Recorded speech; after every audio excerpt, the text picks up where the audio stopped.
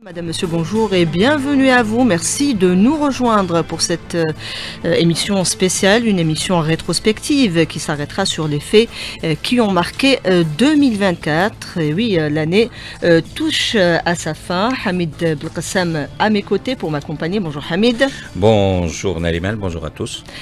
Et nos invités, Messieurs Hassan Qassimi, notre consultant, Monsieur Rabah Selami, expert. Vous êtes directeur également au CRF et Monsieur Nabil Djma, financier et économiste. On va commencer tout d'abord par s'arrêter sur ce qui a marqué la vie politique, une année électorale. Le président Tebboune a été reconduit cette année pour un second mandat à la tête du pays. Il a réitéré son engagement à poursuivre les réformes, dialogue, unité nationale et rapprochement de l'administration du citoyen ont été les maîtres mots rétrospectifs signés Sofia Boukarcha. Le président Abdelmajid Tebboune a promis lors de sa campagne électorale et après sa réélection de poursuivre des réformes. 2024, une année des réformes majeures. L'Algérie s'engage sur la voie de la transparence et de la gouvernance inclusive. Le président de la République renforce l'état de droit et annonce l'ouverture d'un dialogue politique national.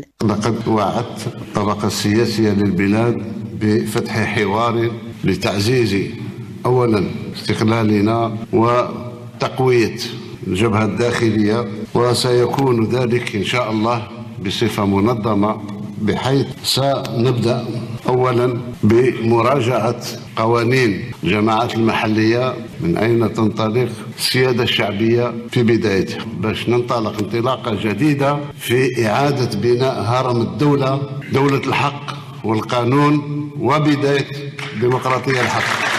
Cette nouvelle approche de la gestion de la vie publique, fondée sur l'implication de la classe politique, vise à renforcer le front interne. Makhlouf Sahel, politologue. Le président de la République a encore une fois démontré sa volonté d'accentuer cette approche consensuelle. Il a même souligné que c'est une nouvelle approche dans la gestion de la chose publique. C'est-à-dire, il a cette capacité d'écoute, cette capacité à associer les différents représentants de la classe politique. On l'a vu même lors des élections présidentielles de septembre 2024. Cette harmonie qui avait prévalu lors de la campagne électorale. Ce dialogue, justement, comme il l'a souligné le président de la République, il veut qu'il soit le plus large possible en associant la classe politique dans ses différentes facettes, dans ses différentes tendances, pas seulement l'opposition. Parmi les priorités figure la révision des lois sur les collectivités locales. Une commission a été installée. Ces collectivités représentent le socle de l'État. من مارس في الجماعات المحلية أو قرب الجماعات المحلية يعرف هي خط التماس بين الدولة والمواطن يلتقيان في مهمة واحدة في الجماعات المحلية. الوالي ممثل للحكومة وممثل للشعب، ممثل الهيئة الجماعة المحلية. المنتخبين المحليين لهم حق في التسيير الشأن العام واليوميات نتاع المواطن. إذن كما ينص عليها قانون جزائري والدستور، الجماعة المحلية هي الركيزة الأساسية للدولة، سي لو سوكل دو ليتا. هان الأوان بعد 62 سنة من استقلالنا وبعد ما يقارب 55 سنة أو 56 سنة من إصدار القانون الأول للبلدية آن الأوان أن نراجعه. Cette révision accorde davantage de prérogatives aux élus locaux, ouvrant la voie à une approche renouvelée et une gestion plus efficace et plus proche des citoyens. Makhlouf Sahel, politologue. C'est des qui ont beaucoup d'importance parce qu'ils concernent d'abord la commune qui est la cellule de base et le noyau essentiel de l'État. Et vous avez aussi la wilaya. Donc il y a une volonté partagée de renforcer les prérogatives des élus, renforcer les mécanismes de protection des élus pour les mettre dans de bonnes conditions et les mettre à l'aise dans l'exercice de leurs prérogatives. Il y a aussi un autre point d'associer et la wilaya et la commune dans une nouvelle approche de gestion des collectivités locales. On réfléchit à mettre en place des dispositions juridiques ou légales dans le cadre de ces projets de loi qui pourraient faciliter l'intervention et de la wilaya et de la commune dans tout ce qui touche au développement durable. Et ce n'est pas tout. Le découpage administratif s'impose comme une nécessité pour équilibrer les communes rurales et urbaines, tout en renforçant le principe de la pratique démocratique. جديد. أعتقد في نهاية 2025 سيسلم الملف لمجلس الأمة ليفصل فيه. بدينا بخلق الولايات المنتدبة كقاعدة لولايات مستقبلية إن شاء الله، ولكن البلاد نتاعنا واسعة وشاسعة لازم إعادة تقسيم. Ce nouveau découpage s'inscrit dans une démarche de décentralisation et de renforcement des capacités locales tout en rapprochant l'administration des citoyens. Mustafa Haddam, directeur général du Centre national pour la population et le développement. Les derniers découpages administratifs se sont fondés et basés sur des données liées à l'aménagement du territoire, à la mise en place ou la réalisation de la nouvelle stratégie de développement et qui prend en considération rapprocher l'administration des administrés et des citoyens. Et ça, c'est l'orientation générale maintenant. La différence entre la création de wilayat délégués par rapport aux anciennes daïras, c'est qu'au niveau des wilayats délégués, vous avez un organe déconcentré de l'État qui est représenté par le wali délégué, aussi un organe délibérant qui est représenté par une assemblée populaire de wilaya, mais qui va évoluer. Et il y a aussi un cadre de consultation qui permettra la mise en œuvre de la nouvelle démocratie participative. La lutte contre la corruption reste une priorité. Le président de la République réaffirme l'engagement de l'État à poursuivre ce combat sans relâche. لقد أدت التغييرات التي قمنا بها في مجال العدالة باعتبارها ركيزة من ركائز الحكم الراشد إلى استعادة ثقة المواطن في الدولة وإرساء مبدأ الفصل بين المال والسياسة ومكافحة الفساد، ولا زلنا نكافح الفساد وسنكافح الفساد حتى آخر نفس. Séparer l'argent et la politique, un engagement réitéré par le président de la République, explique Makhlouf Sahel, politologue. Lors du premier mandat, il s'était engagé à lutter contre la corruption dans toutes ses formes et particulièrement lutter contre l'apport de l'argent sale dans la politique. Avec toute l'expérience acquise, avant qu'il soit président de la République, il savait qu'il y avait ce fléau qu'il fallait combattre si on voulait réussir le pari du renouveau national. Parce que en 2019, le slogan essentiel de son mandat, c'était construire une nouvelle Algérie. Donc une nouvelle Algérie implique revoir les modes de gouvernance et sur le plan politique et sur le plan économique. Et parmi les axes importants de cette modernisation de la gouvernance politique, il fallait une lutte implacable contre la corruption et cela passait par justement la moralisation de la vie publique dans ses différentes facettes, notamment dans sa dimension politique, et je pense que beaucoup d'acquis ont été réalisés dans ce sens. 2024, c'est aussi l'année des élections anticipées. Une participation massive, une réélection avec une large majorité. Le président de la République, Abdelmejid Tebboune, consolide son programme ambitieux et poursuit ses 54 engagements. Abdelkader Soufi, politologue. La réélection à la magistrature algérienne ont permis à Abdelmejid Tebboune de poursuivre ses engagements, ses 54 engagements. Ces actions peuvent être analysées sous plusieurs angles, notamment ce qui concerne le Front national interne et la participation des forces politiques et sociales. Le dialogue avec les forces politiques à travers la réélection de M. Abdelmejid Tebboune a permis de s'ouvrir sur ce dialogue avec ces forces politiques. Ensuite, la révision du code des collectivités locales qui accompagne ces mesures est également un indicateur d'une volonté de décentraliser le pouvoir et d'impliquer davantage les citoyens dans la gouvernance locale. En somme, les actions de M. Tebboune visent à renforcer le front interne et barrer le chemin aux velléités des rêveries de tous les ennemis de l'Algérie. La véritable mesure du succès réside dans cette ouverture de dialogue inclusif du processus politique qui répond aux aspirations algériennes. Enfin, l'année a été marquée par des mesures d'apaisement, comme la libération de 2471 détenus, un geste fort montrant la volonté présidentielle de renforcer le dialogue et la réconciliation. Ces initiatives visent à renforcer la confiance entre l'État et les citoyens tout en consolidant la stabilité institutionnelle. Abdelkader Soufi. L'annonce en cette fin d'année de mesures fortes de sens, dont la libération de 2471 détenus, est une décision significative et doit être interprétée de plusieurs manières. Parlons du renforcement de la confiance. La grâce présidentielle qui a permis la libération de prisonniers ne pourrait être perçue que comme un geste fort visant à renforcer la confiance entre l'État et les citoyens. Il faut signaler que cela représente également une volonté de l'État de répondre à toutes les préoccupations, une autre façon de renforcer ensemble les droits humains et les libertés individuelles. En libérant ces détenus, le gouvernement veut créer un climat plus favorable pour des discussions constructives avec les différentes parties prenantes de la société algérienne. Ces actions s'inscrivent dans une stratégie plus large et qui vise à stabiliser le pays et favoriser un climat de dialogue. De plus, une révision des lois sur les associations et les partis politiques s'avère indispensable.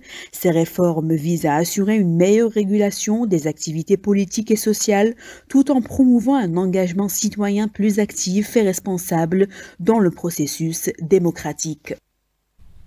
Donc pour la rétrospective sur le plan politique, ce que l'on retient notamment, c'est la réélection du président de la République, c'était en septembre. Était-ce un élément important pour la stabilité institutionnelle? Je m'adresse à vous, Monsieur Qassimi, peut-être nécessaire même pour la poursuite des réformes. Savoir que le premier mandat du président Abdelmajid Tebboune s'est caractérisé par cette volonté très forte de vouloir d'abord essayer de contrebalancer les effets de plusieurs décennies, d'une gouvernance de plusieurs décennies qui ont porté atteinte à la sécurité de l'État, à la crédibilité de l'État, à la stabilité sur le plan national. Et aussi, c'était vraiment une mission assez ardue dans la mesure où il fallait absolument rétablir l'autorité de l'État. Rétablir l'autorité de l'État vis-à-vis de la population, parce que le prestige de l'État a été écorné sur plusieurs facettes pendant plusieurs décennies. Vous avez vu tous les grands scandales que nous avons subis durant cette période. Je reprends un peu l'expression du président de la République, une kleptomanie gouvernementale qui s'est installée et qui a porté préjudice à l'Algérie. Donc il fallait absolument, durant le premier mandat du président de la République, restaurer l'autorité de l'État, le prestige de l'État. Il y a eu un certain nombre, bien sûr, de réformes qui ont été faites durant le premier mandat, mais face à tout ce processus de vouloir moderniser et aussi faire de l'Algérie des institutions efficientes, efficaces, il y a eu à côté, vous savez, cette force négative de résistance. C'était la corruption. Et la corruption, c'était un peu tous les dysfonctionnements que nous avons vécus dans le passé qui se sont installés en véritable pouvoir informel au sein de l'administration, qui ont retardé, parfois bloqué, parfois essayé de, bien sûr, de saboter ces réformes. Donc maintenant on explique pourquoi dans certains secteurs les réformes n'ont pas été menées jusqu'au bout. Il y a encore beaucoup de travail à faire, des objectifs très importants. Toutes les problématiques, nous avons entendu le discours du président de la République, nous avons peut-être situé toutes les idées les plus fortes, les plus importantes du président de la République sur trois curseurs, trois thématiques. D'abord, l'importance de l'histoire, auquel le président de la République accorde beaucoup d'importance, la mémoire. C'est la dignité du peuple algérien. Deuxième élément, c'est protéger le pays. Il faut absolument protéger tous les facteurs qui se développent tout autour de nous, font que nous devons être mobilisés, nous devons avoir un franc. D'ailleurs, le président de la République revient de manière successive à la consolidation du franc intérieur. Vous devez savoir aussi que la consolidation du franc intérieur ne vient pas comme ça. Il faut d'abord améliorer les conditions de vie de la population, c'est important. Et la confiance, Monsieur Qassimi, le rétablissement de la confiance. D'abord, vous savez, c'est les conditions de vie du citoyen. Et en 4 ans, nous avons réussi à faire de l'Algérie un pays qui est prospère. Si on s'arrête uniquement sur 2024, Monsieur Qassimi, nous avons vu la réactivité du gouvernement en temps de crise. On a réussi à rétablir la prospérité. La prospérité, ça veut dire quoi? Ça veut dire que la population vit dans des conditions plus ou moins acceptables. Donc, bien sûr, il y a d'autres objectifs. Il y a un programme ambitieux du président de la République pour le deuxième mandat, si vous voulez, on en parlera tout à l'heure. Mais durant l'année 2024, il n'y a pas eu que des roses, il y a eu aussi des épines. Il y a eu des épines, il y a eu l'écoute également, si on prend Tiaret, la crise de l'eau. Et là, vous savez, la crise de Tiaret, c'était un dysfonctionnement d'une gouvernance passée. Parce que le problème de Tiaret était connu, il n'y avait pas eu d'arbitrage sur ce dossier, il n'y a pas eu suffisamment de vigilance pour pouvoir prendre en charge ce problème au niveau de la wilaya. D'abord, il n'y a pas que Tianet, il y a une réactivité. Il y a d'autres problèmes qui sont du même niveau, identiques, et que nous retrouvons dans les autres wilayas. Donc il faudra absolument, la grosse problématique actuellement qui se pose, c'est la gouvernance. La gouvernance dans toutes ses dimensions. Gouvernance économique, gouvernance financière, gouvernance institutionnelle, territoriale, urbaine. Donc la gouvernance est la bataille de l'année 2025. Et pour bien gouverner, pour aller vers des normes universelles, il faut faire des réformes. Et là, ces réformes, chaque secteur est impliqué pour essayer de mettre à niveau, de savoir que dans certains secteurs, les textes n'ont pas changé depuis 30 ans, 40 ans. Donc on ne peut pas aller vers une réforme, une modernisation, si on a un arsenal juridique qui est complètement suranné et dépassé. Donc vous voyez que les réformes, ce sont des réformes multisectorielles, intersectorielles, où chaque secteur doit s'impliquer de manière très forte, et nous avons de savoir que ces réformes touchent tous les secteurs. Il y a eu, durant le premier mandat, des réformes qui ont touché le secteur, d'abord le secteur de l'agriculture, le secteur de l'hydraulique, le secteur des infrastructures de base, les transports, et cela, bien sûr, doit se poursuivre pour le prochain mandat du président de la République, où on a entendu le président à placer pratiquement le cursus des objectifs et des exigences, un cursus à un niveau très élevé et très haut, et chacun, bien sûr, sera jugé à la pièce et sur ses actes. On va aller sur le chapitre diplomatie. Hamid Belkacem. Oui, la diplomatie avec un facteur phare, ce qui se passe une cause juste, celle d'abord de Gaza, où on a vu un redéploiement de la diplomatie algérienne, notamment au sein de l'antre de la diplomatie mondiale, les Nations Unies. Et nous allons écouter à ce propos Lias Targhini. 2024 aura été une année intense pour la diplomatie algérienne. Une multitude d'efforts menés pour renforcer la présence de l'Algérie sur la scène régionale et internationale, malgré les défis croissants. Une année marquée par des conflits et des violations répétées du droit international, dans un monde où l'unilatéralisme domine. L'Algérie, qui a entamé son mandat en tant que membre non permanent au Conseil de sécurité de l'ONU, s'est donné pour mission d'être la voix du monde arabe et de l'Afrique. En soutenant comme le veut la tradition les causes justes, parmi elles la cause palestinienne. L'Algérie n'a manqué aucune occasion pour plaider en faveur de l'adhésion à part entière de la Palestine aux Nations Unies. Le président de la République Abdelmadjid Tebboune a appelé à mobiliser le plus grand soutien possible pour atteindre cet objectif. باسم الجزائريات والجزائريين لما خديت الكلمة في الجمعية العامة للأمم المتحدة قلت آن الأوان أن فلسطين تصبح عضو كامل الحقوق وكامل العضوية في الأمم المتحدة ولو محتلة. جون سوي سور فلسطين تكون عضو دائم في الأمم المتحدة وما نتركش ميدان المعركة حتى نوصل للنتيجة هذه إن شاء الله. حب نحب وكره مكره. احنا هذا مبدأنا. بغض النظر على واش يقول فلان ولا فلان. فلسطين تدخل كعضو كامل في الأمم المتحدة. احنا دخلناها كعضو ملاحظ، جاء الوقت اليوم باش ندخلوها كعضو كامل. L'Algérie a intensifié ses efforts pour mettre fin à l'impunité des crimes commis à Gaza, en convoquant des réunions d'urgence et en proposant plusieurs résolutions en faveur d'un cessez-le-feu et de l'acheminement des aides humanitaires. Ammar Benjama, le représentant permanent de l'Algérie auprès des Nations Unies, a dénoncé les projets de déplacement et de nettoyage ethnique qui ciblent les civils palestiniens. Le projet de déplacement forcé de la population palestinienne. Au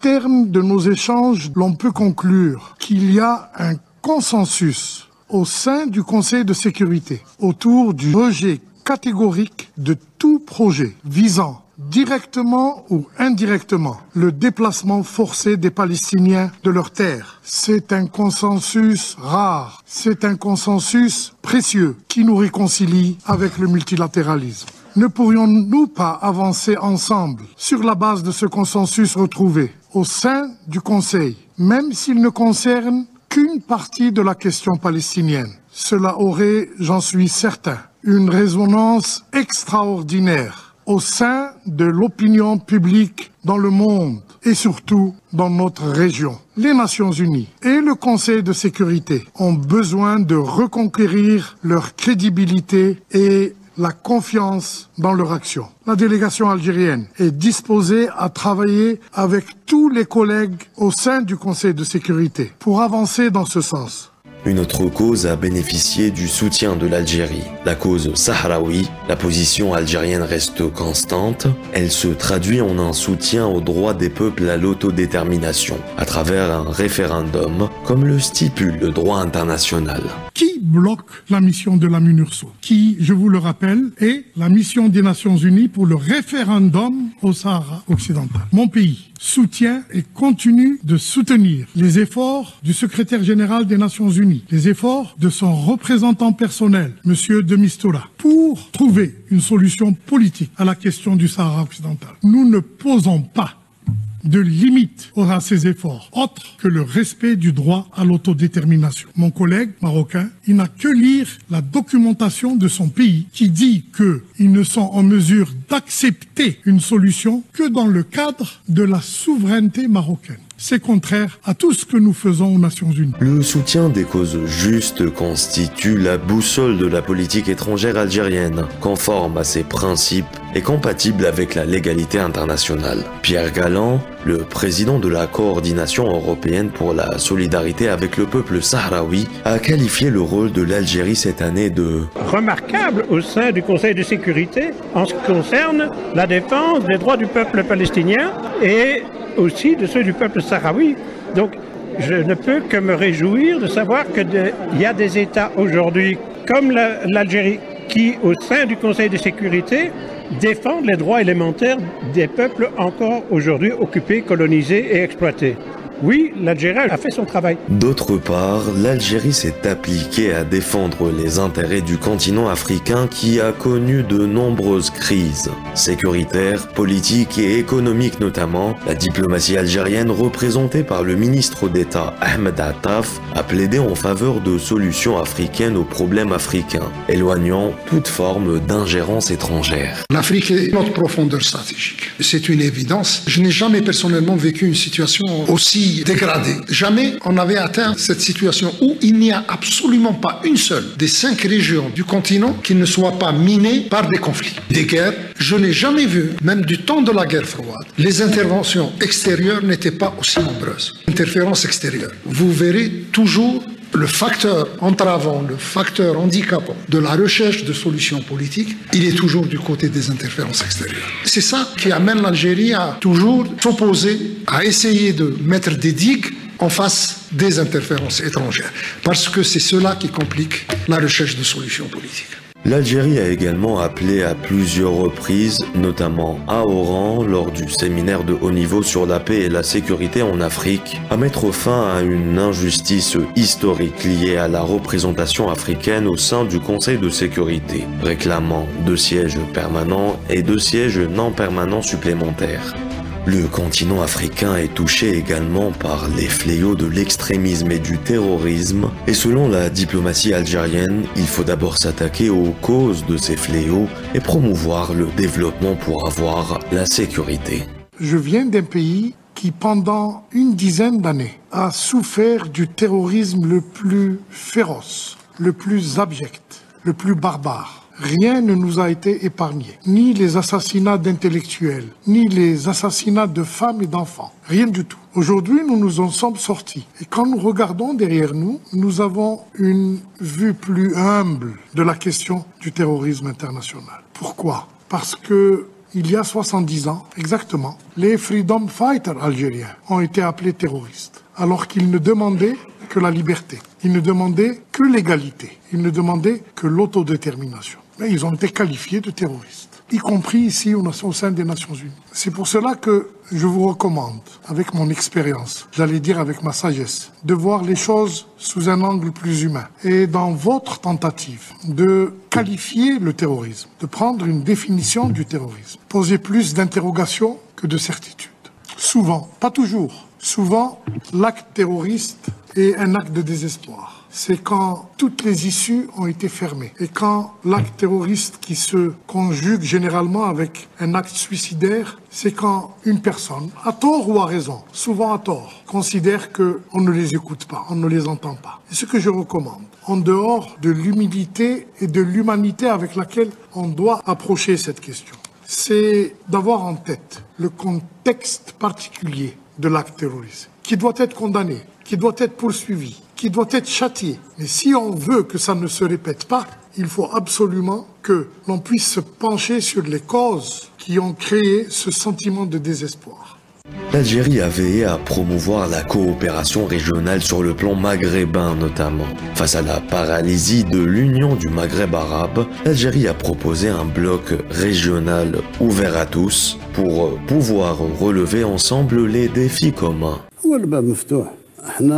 انطلقنا من الفراغ الموجود حاليا ما فيش كتلة إفريقية شمالية هذا هو ما فيش والأفارقة بنفسهم يقول لك ودي تفاهموا كاين لافريك دو لويست كاين لافريك دو لاس كاين لا سي دي او كاين هذه انتم وين راكم قلنا نديروا لقاءات في البداية بدون ما نقصي أي واحد نحاولوا نتلاقوا ننسقوا مع بعض نوحدوا كلمتنا في بعض المواضيع الدولية في بعض المواضيع في اتفاق على أساس نخلق كيان مش ضد دولة من الدول تاع المغرب العربي ولكن تكون كيفية نتاع تنسيق عمل تشاور وتنسيق عمل. La diplomatie algérienne s'efforce de préserver les intérêts stratégiques du pays, tout en consolidant son rôle dans ses sphères d'appartenance arabes, africaines, islamiques et méditerranéennes.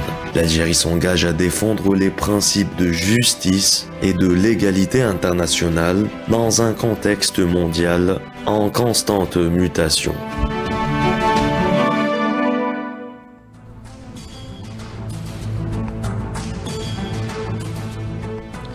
Ce que l'on retient de l'intervention magistrale de Ammar Ben Jamal, le représentant de l'Algérie au sein du Conseil de sécurité, c'est quand même le contexte particulier de l'acte terroriste, incidence directe sur le 7 octobre 2023.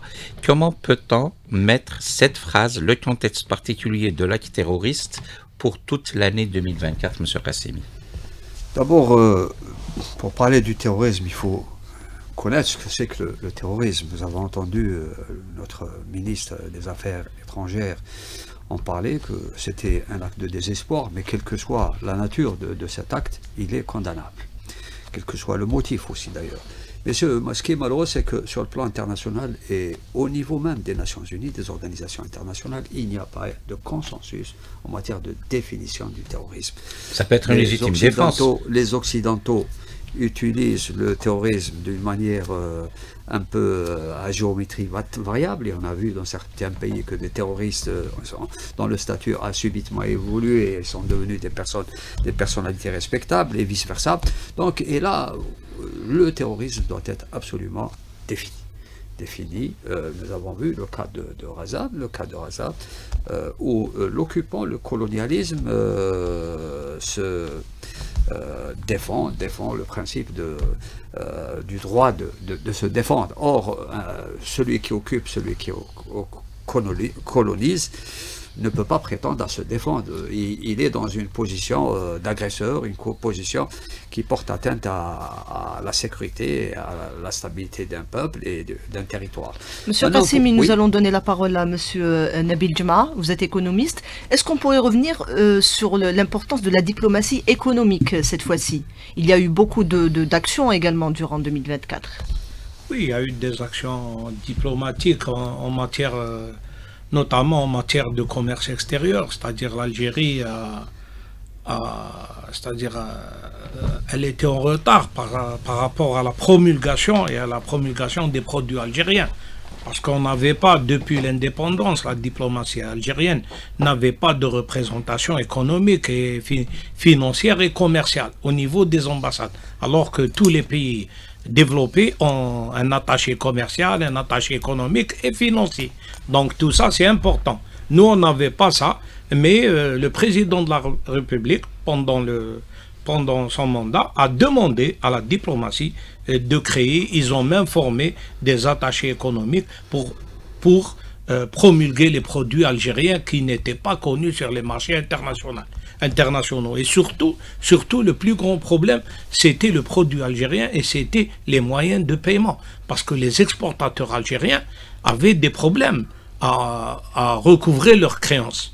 Donc il y avait la pénalisation au niveau de la Banque d'Algérie pour les exportateurs. Tout ça a étoffé la diplomatie algérienne à travers la présentation d'un produit avec les techniques du marketing les plus développées. On est un peu plus offensif. Oui, plus offensif, que ce soit en Afrique, en Europe ou dans l'Amérique latine. Parce que les produits algériens sont devenus des produits de haute qualité et d'un prix concurrentiel sur les marchés internationaux. Donc on a vu la diplomatie algérienne qui a beaucoup donné à l'économie algérienne, notamment en matière de commerce extérieur et d'exportation. Parce que tous les pays étrangers, parce qu'on a vu avant la venue du président de la République, on a vu l'importation des conteneurs de pierre et d'œufs. Si on avait créé au niveau du commerce extérieur la réglementation qu'en font les pays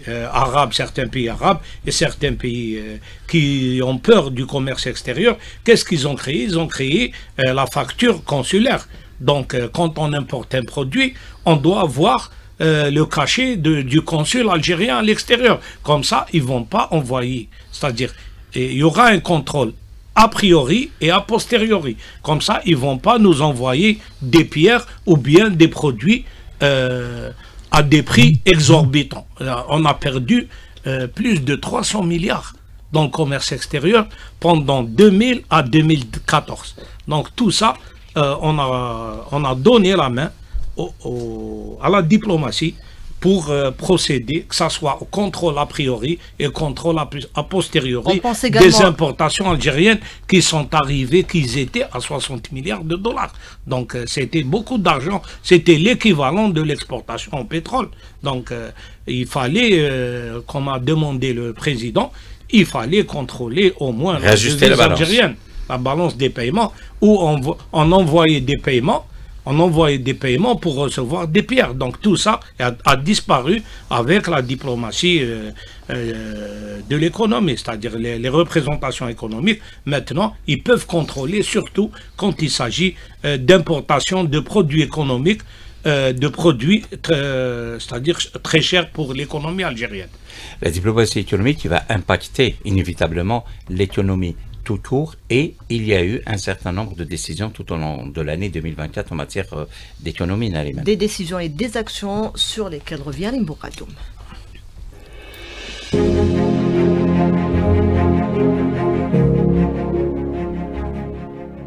Début 2024, l'Algérie a abrité un événement important à dimension géopolitique et économique, le GECF. Il intervient dans une conjoncture mondiale particulière. Il s'agit de faire du gaz un moyen de pression, à l'instar de la Banque européenne d'investissement qui décide de bloquer le financement des nouveaux projets gaziers au nom de la protection de l'environnement. Parallèlement, l'Algérie a lancé des projets ambitieux pour diversifier son mix énergétique, soulignant ainsi son engagement à répondre aux défis mondiaux tout en consolidant sa position sur le marché de l'énergie.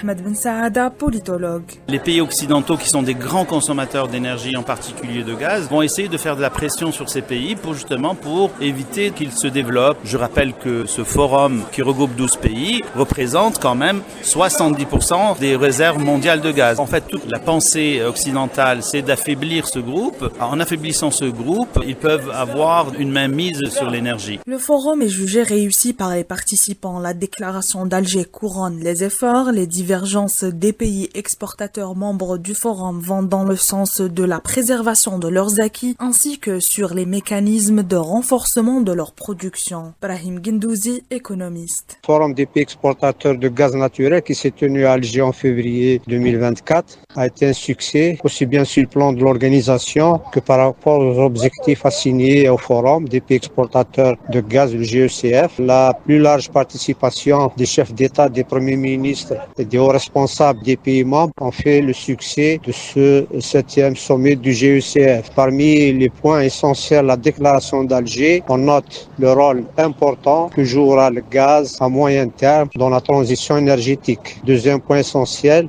c'est le GECF s'engage à assurer la sécurité des approvisionnements en gaz naturel et contribuer à la coopération entre les pays membres sur le plan technologique pour pouvoir améliorer le niveau de production et de l'exportation. Également, la déclaration d'Alger a fait mention du rôle important que joue le gaz naturel dans le développement durable. Enfin, la création d'un institut de recherche scientifique dans la localisation et l'Algérie. De nouveaux contrats signés pour le renforcement de l'exploitation et la production d'énergie et de nouveaux marchés pénétrés. L'Algérie demeure un fournisseur potentiel en hydrocarbures, notamment vers les pays de la mer du Nord. Barded Mendouche, expert en énergie. Les principaux sont ceux avec ExxonMobil qui vient pour la première fois en Algérie. Et ExxonMobil, c'est une compagnie américaine. La deuxième étant Chevron, également américaine, lesquels ont signé des mémorandums d'entente et en 2024 ont re-signé un autre accord en vue de participer en partenariat avec la Sonatrach dans le domaine de l'exploration. À rappeler que les réserves actuelles de l'Algérie pour le pétrole se situent autour de 12 milliards de barils et pour le gaz sont de 4500 milliards de mètres cubes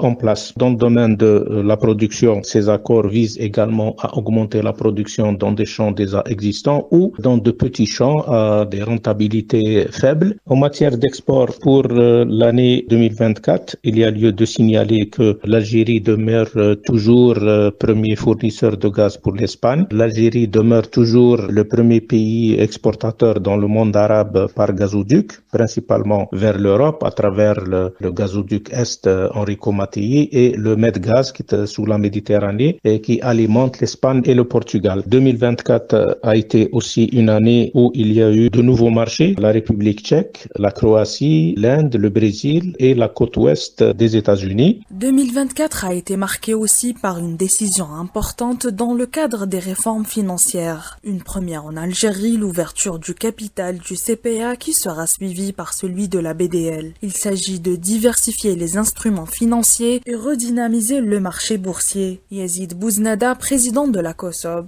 Cette opération, comme vous le savez, était suite au visa qui a été délivré par la COSOB le 18 janvier dernier. Par cette opération, le CPA a réussi de lever 112 milliards de dinars. Le taux de participation était plus de 81%. Ces résultats ont été déclarés réussis. La loi de finances a mis en place des incitations aux investisseurs. Tout dividende distribué est exonéré de l'IRG, de l'impôt sur le revenu global, et aussi pour les sociétés de les encourager à s'introduire en bourse par l'exonération de l'IBS. Dans le cadre du renforcement des partenariats et la consolidation des exportations de l'Algérie, l'année 2024 a été marquée par la visite de plusieurs chefs d'État dans le cadre de la coopération économique à l'instar du président turc. Une politique économique est affichée entre les dirigeants des deux pays pour densifier les échanges commerciaux, réduire les obstacles pour consolider les exportations de l'Algérie qui constitue un partenaire stratégique de la Turquie. Une relation appelée à être renforcée davantage. Omar Boulat, ministre du Commerce turc.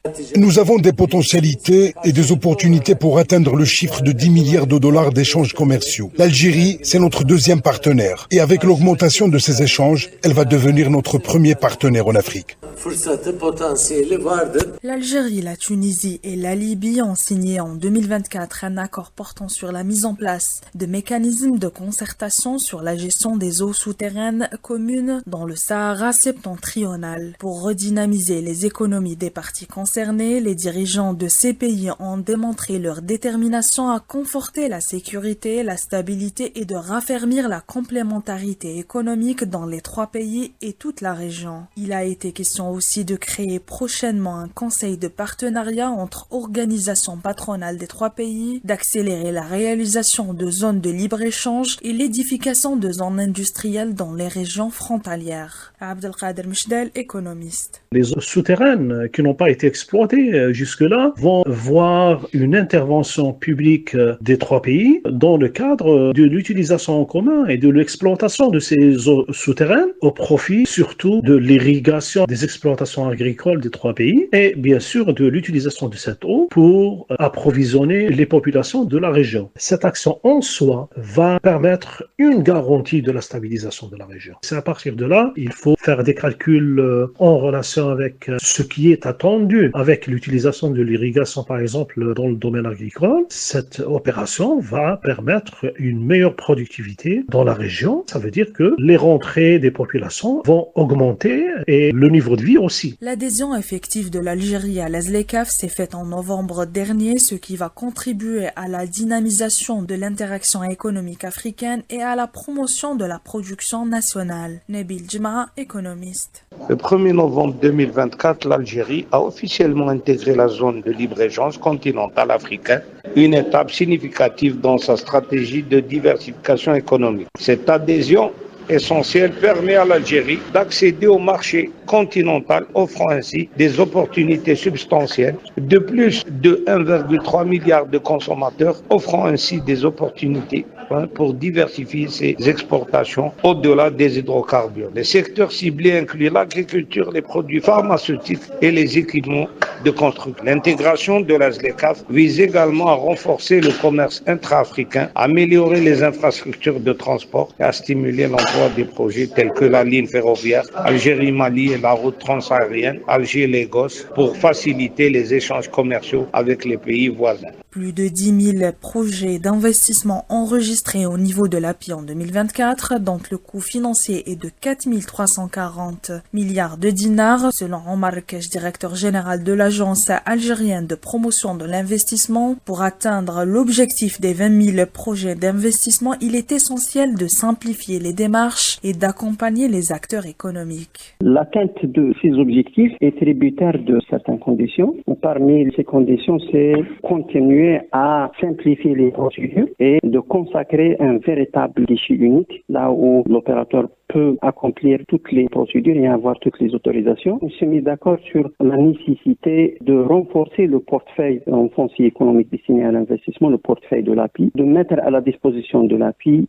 environ 40 000 hectares, la moyenne de 8 000 hectares par an. Pour nous, cet objectif est facilement atteignable si on réunit ces conditions-là, compte tenu du rythme d'enregistrement des investissements à l'API. Donc depuis sa création jusqu'au 14 novembre, nous avons enregistré environ 10 500 projets d'investissement, donc exactement 10 496. Le président de la République a réitéré lors de son dernier discours devant les deux chambres du Parlement que le nouveau modèle économique adopté repose sur une vision globale pour un développement économique optimal. Il a dressé un bilan positif des performances économiques de l'Algérie grâce à la diversification et la promotion du secteur privé. Le pays a réalisé des avancées notables. صعوبة تحديات المرحلة التي سهرنا خلالها على تجسيد تطلعات الشعب وعلى استعادة الثقة في مؤسسات الدولة، دخلنا في مسار كسب رهان التنمية الوطنية. تنمية اقتصادية، نموذج اقتصادي جديد بدأ يأتي أكله، لأن اليوم الأرقام اللي عندنا أرقام الاستدلالية على الاقتصاد والمنبثقة من تقارير السلطات الدولية. La diversification de l'économie au cœur des préoccupations du gouvernement avec une ambition de valoriser le savoir-faire algérien et de renforcer les capacités d'exportation. Il est question aussi d'avoir une économie résiliente et performante, élargir les champs d'investissement et réaliser des projets stratégiques. Diversifier également nos partenaires en ce qui concerne l'énergie. Avec nous également Monsieur Morad Preur, expert donc en la matière. Comme nous l'avons écouté, il y a eu quand même ces accords qui ont été signés avec deux compagnies américaines cette année. C'est un événement dans la mesure, bon, ça reste donc des memorandum of understanding, donc des intentions plus que d'accords. Oui, mais si on considère le désert que fut le partenariat international dans l'énergie depuis plusieurs décennies, deux décennies au moins, Là, il y a un intérêt de grandes compagnies pour le partenariat avec l'Algérie, considérant les réserves potentielles, c'est-à-dire les gisements déjà découverts et ceux qui pourraient l'être. Ce qui pourrait l'être, hein. Et d'un autre côté, tout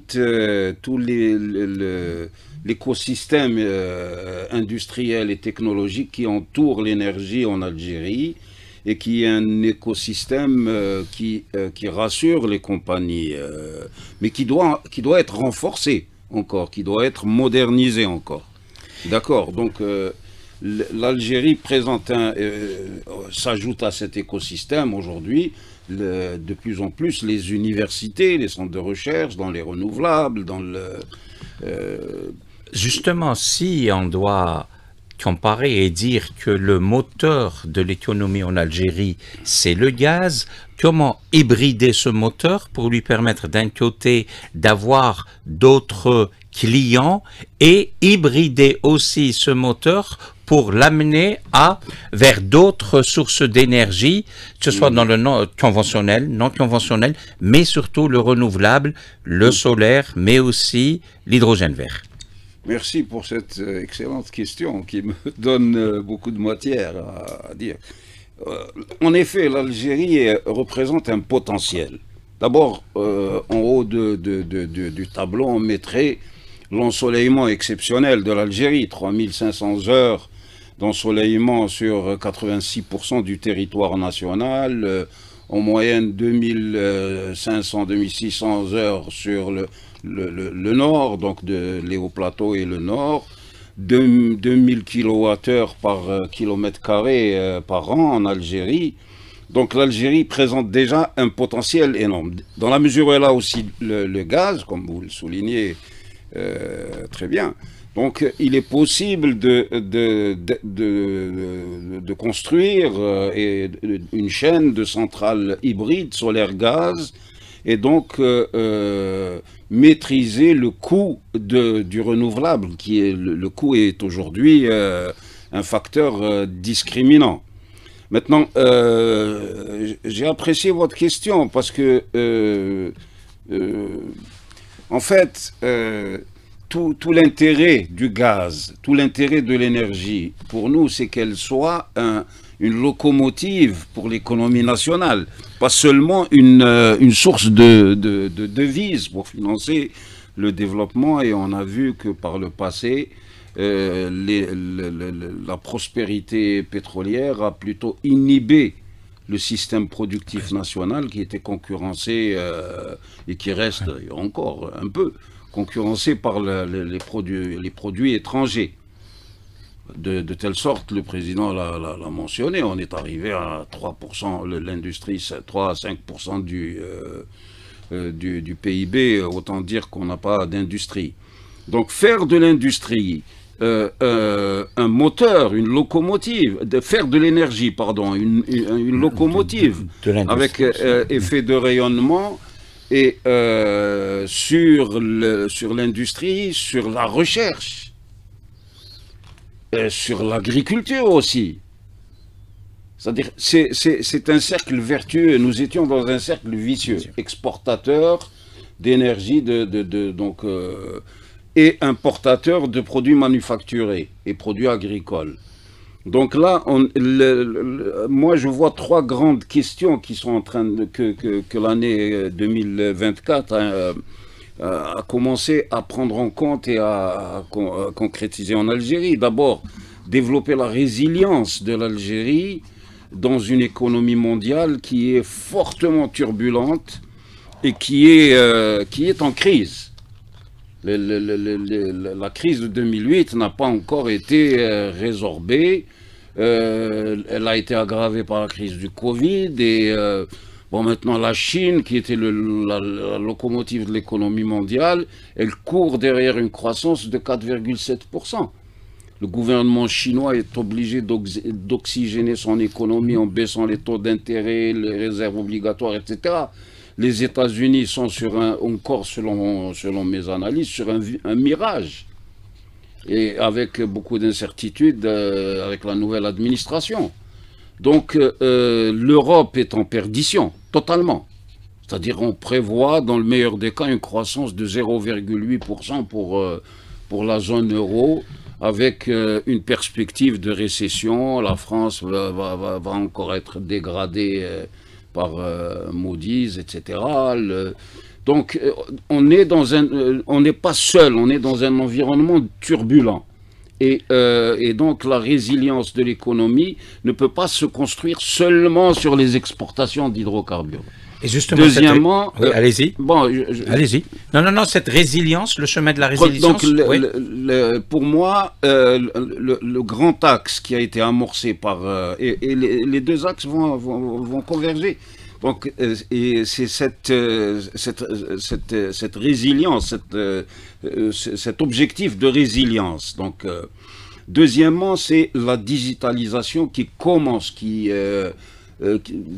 c'est plus que des balbutiements, il faut le dire, avec un leader comme Mobilis, comme Algérie Télécom, et donc il y a plus que des balbutiements. On commence à parler de paiement par carte Zahabia, et là on commence à détricoter l'économie informelle. Et j'en arrive au troisième axe, qui est la gouvernance économique. Dès lors que vous permettez aux gens de payer à la supérette avec une carte Zahabia, déjà vous commencez à aller vers la traçabilité et donc les actions qui ont été engagées. Parce qu'il y a une convergence sur l'allocation de devises, le montant qu'on peut exporter, etc. Là, on sent qu'il y a une action globale qui vise à détricoter ce cancer qui enveloppe l'économie algérienne et qui est l'économie informelle. Donc, l'énergie arrive comme un soutien. Est-ce que justement, je me tourne vers vous, peut-être M. Selami, en complément de ce que vient de dire M. Preur, la gouvernance, c'est aussi l'hydrogène vert, parce que c'est un mode, c'est une projection, mais qui sous-entend un environnement au sens large où il va falloir faire des choix technologiques, des choix aussi financiers, c'est le chemin de la transition énergétique. Sommes-nous prêts? Quels sont les objectifs de l'Algérie en matière d'hydrogène vert? Il y a des pas qui ont été réalisés en 2024, mais je pense que le meilleur est devant. Je pense que c'est pas que des pas qui ont été franchis, mais c'est tout un processus qui a commencé il y a quelques années, parce qu'aller vers l'hydrogène implique de développer les énergies renouvelables. Et les énergies renouvelables, en Algérie, on a commencé à les développer il y a quelques années, voire plus d'une décennie. Et donc, à la fin 2023, on était autour de 600 MW d'énergie renouvelable. Mais je pense que la mise en œuvre du programme du gouvernement en matière de développement des énergies renouvelables a pris une tournure importante cette année. On a accéléré la mise en œuvre de ce programme, et d'ailleurs M. Preur a bien souligné la question du coût de l'énergie qui est importante, et notamment pour les énergies renouvelables.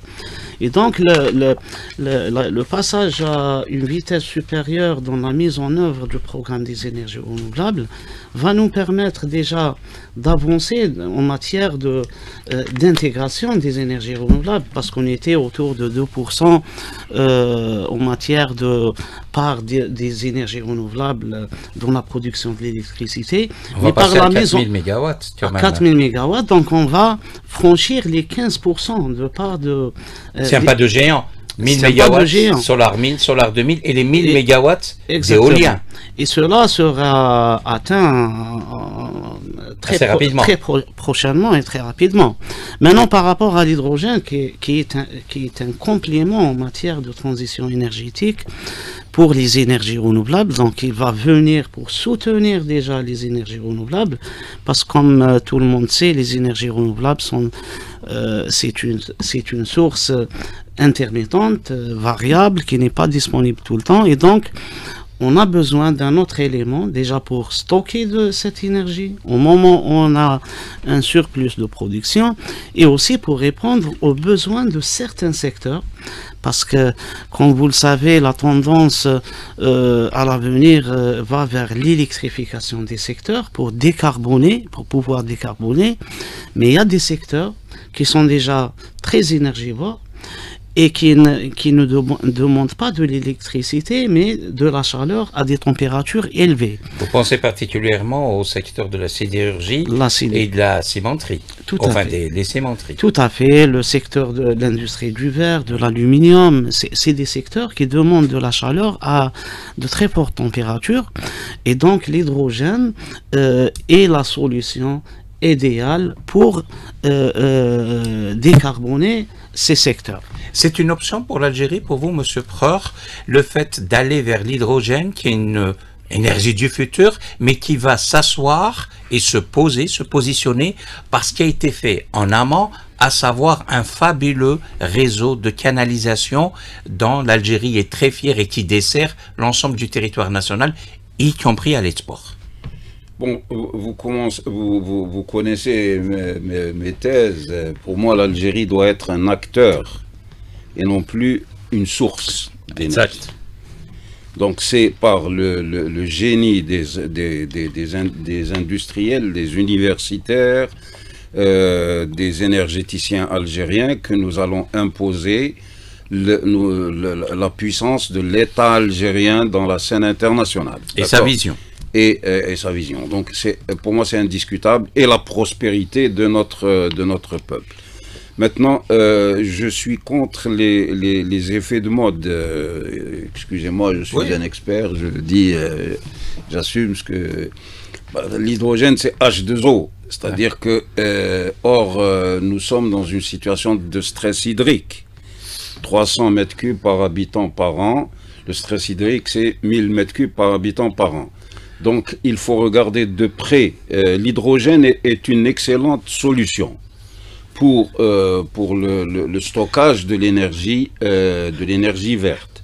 Maintenant, tout le problème est l'hydrogène est coûteux à produire, à transporter et à stocker. D'accord? Donc, nous avons de grandes perspectives sur le plan énergétique. Moi, je suis en train d'observer la scène énergétique. La transition énergétique a été excessivement idéologisée dans les pays occidentaux. D'accord? De telle sorte que quand il y a des partis écologistes, forcément un parti cherche le pouvoir. En Allemagne, ils ont imposé à Madame Merkel, pour qu'elle ait sa majorité, de fermer toutes les centrales nucléaires, ce qui était une aberration. Et ils ont fait fausse route. L'Allemagne est en train de sombrer corps et biais. Ils sont en train de le payer chèrement aujourd'hui. Très chèrement. Donc, nous avons un ensoleillement exceptionnel. Nous avons la possibilité de produire une énergie pilotable. Sur le plan conceptuel... Une énergie pilotable. Pilotable. C'est-à-dire que la nuit, c'est ça peut être l'éolien. La nuit, c'est le gaz. La journée, c'est l'éolien ou le solaire. Maintenant, produire de l'hydrogène, oui, c'est une...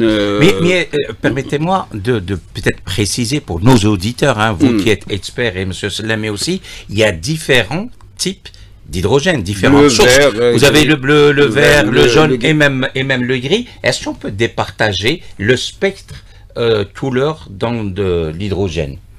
Oui, pour éviter de se noyer un petit peu. Oui, d'ailleurs, il faut préciser aussi que l'Algérie produit actuellement de l'hydrogène gris et l'utilise aussi. C'est quoi l'hydrogène gris? Alors, l'hydrogène gris, c'est l'hydrogène qui est produit à partir du gaz naturel, du méthane. Méthane, CH4, on enlève le carbone et on laisse l'hydrogène. Exactement, et donc on laisse le carbone. Ce qui veut dire que c'est une énergie décarbonée.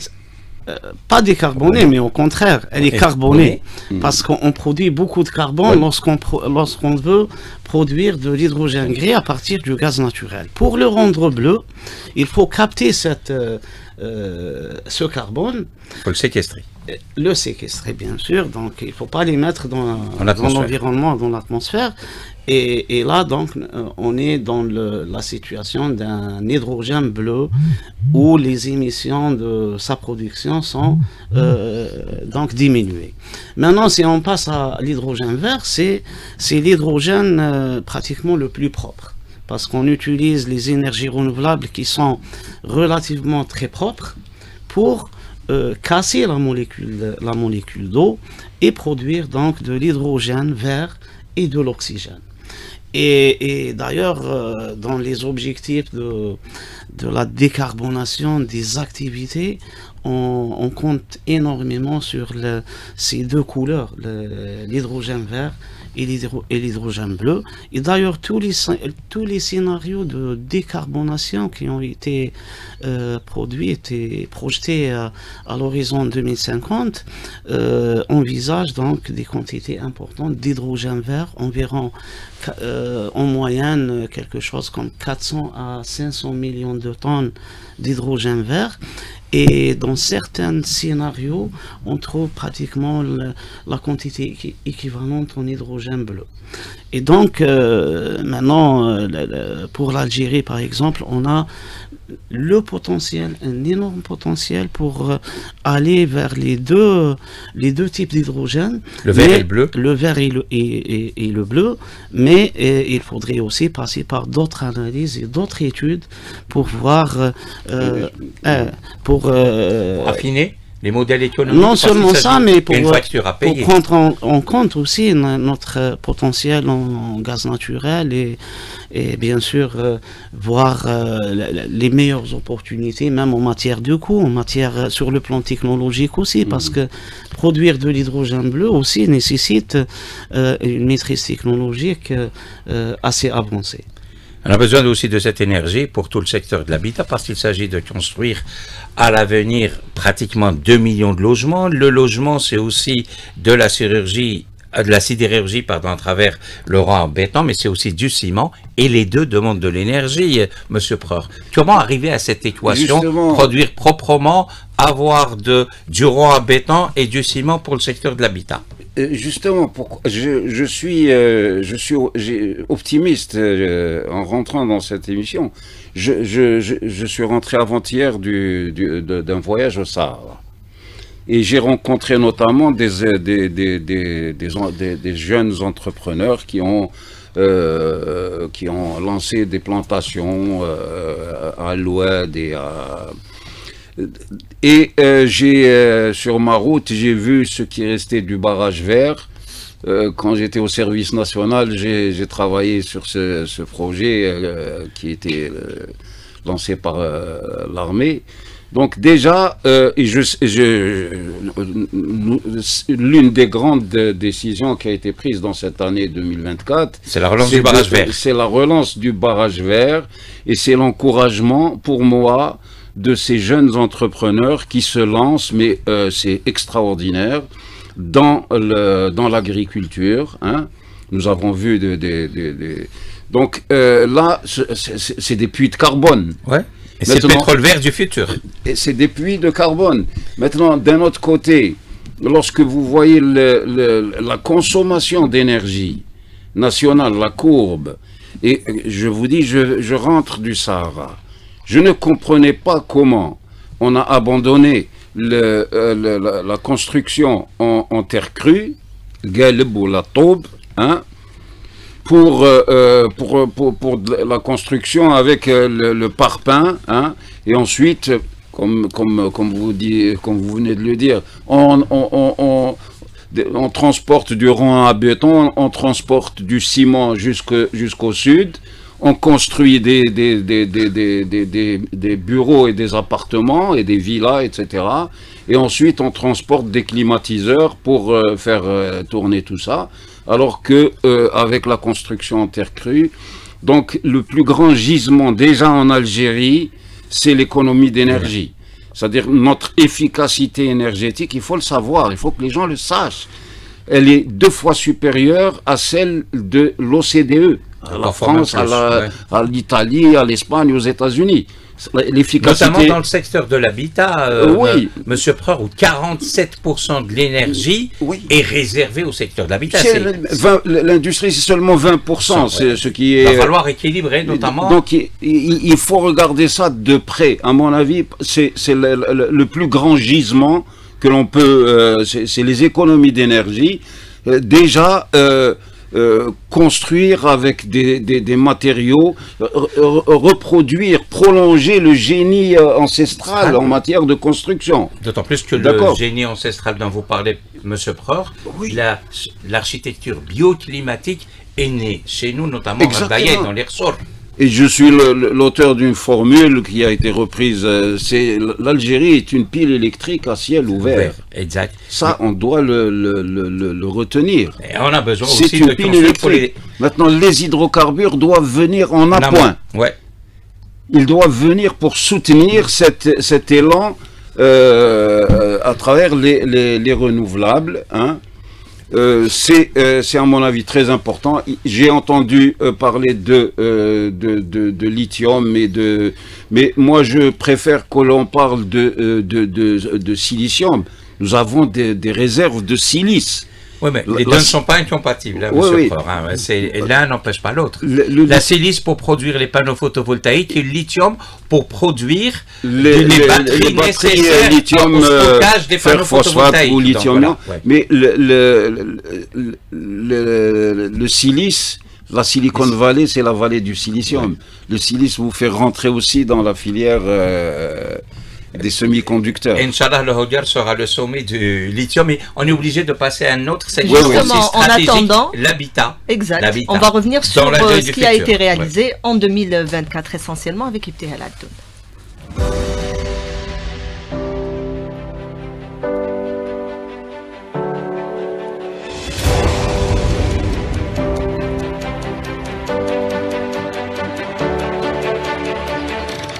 Concernant le secteur de l'habitat et partant de la vision sage du président de la République et en exécution de son engagement à faire du logement un droit fondamental et une priorité absolue dans le processus de réalisation de la justice sociale, l'Algérie a réussi à accomplir des progrès significatifs pour répondre aux besoins de ses citoyens en matière de logement. Ces efforts reflètent les engagements constitutionnels de l'État à garantir des conditions de vie dignes à la société et à établir le principe de développement durable et équilibré entre les différentes catégories sociales. نلتزم امامكم انتم ممثلي الامه ان في هذا العهد ننجز مليوني سكن. Le logement en Algérie ne se limite pas à la construction d'abris, mais constitue un projet national multidimensionnel. Il englobe des aspects sociaux, économiques, environnementaux et culturels, avec pour objectif d'améliorer le cadre de vie des citoyens. ديارنا خدمة ما شاء الله احتلمنا سكنات تاعنا اليوم في أفضل الظروف يعني ما شاء الله نقدر نشكر السيد رئيس الجمهورية. أنا ماشي غير فرحانة والله الله يبارك ما كنتش نستنى فيها كامل هكا مخدومة الخدمة ما شاء الله. الحمد لله حصلنا على المساكن تاعنا في أحسن صورة يعني الحمد لله يعني عادل ما شاء الله الخدمة تاعها يعني لقينا البيوت تاعنا المنازل تاعنا على أحسن صورة. Entre 2020 et 2024, l'Algérie a distribué plus de 1,7 million de logements, toutes formules confondues, avec une enveloppe budgétaire de 35 milliards de dollars. Ces logements construits avec des matériaux locaux ont été raccordés au réseau et dotés des équipements publics nécessaires.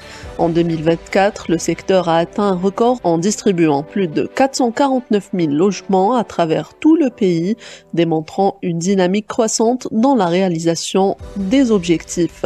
Mohamed Tariq Belaribi, ministre de l'Habitat.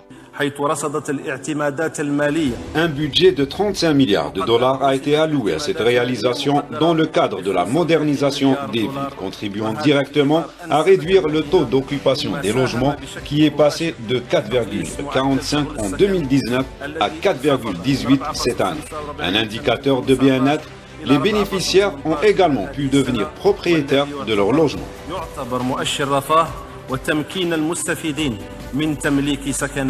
Pour répondre à la demande croissante des citoyens, le ministère de l'Habitat a lancé le programme ADL3, La plateforme numérique dédiée, ouverte le 5 juillet dernier, a enregistré plus de 1,44 million d'inscriptions initiales. Cette initiative marque une avancée significative vers la numérisation des procédures administratives, facilitant l'accès au programme de logement. Il y a eu plusieurs programmes ADL. Le programme ADL 1 comptait 55 000 logements, tandis que le programme ADL 2 en comprenait 560 000. En juillet 2024, nous avons lancé ADL 3 avec près de 1,4 million d'unités de logement qui seront bientôt mises en œuvre. C'est une formule très demandée. L'agence ADL est aujourd'hui considérée comme le plus grand acteur immobilier en Méditerranée, puisqu'à elle seule, elle a réalisé 1,4 million d'unités de logement. En parallèle au logement, les pouvoirs publics ont investi dans des équipements publics tels que des hôpitaux universitaires, des infrastructures sportives et 4 nouveaux stades répondant aux normes internationales. De complexes sportifs dans le sud du pays visent également à promouvoir un développement équilibré entre régions.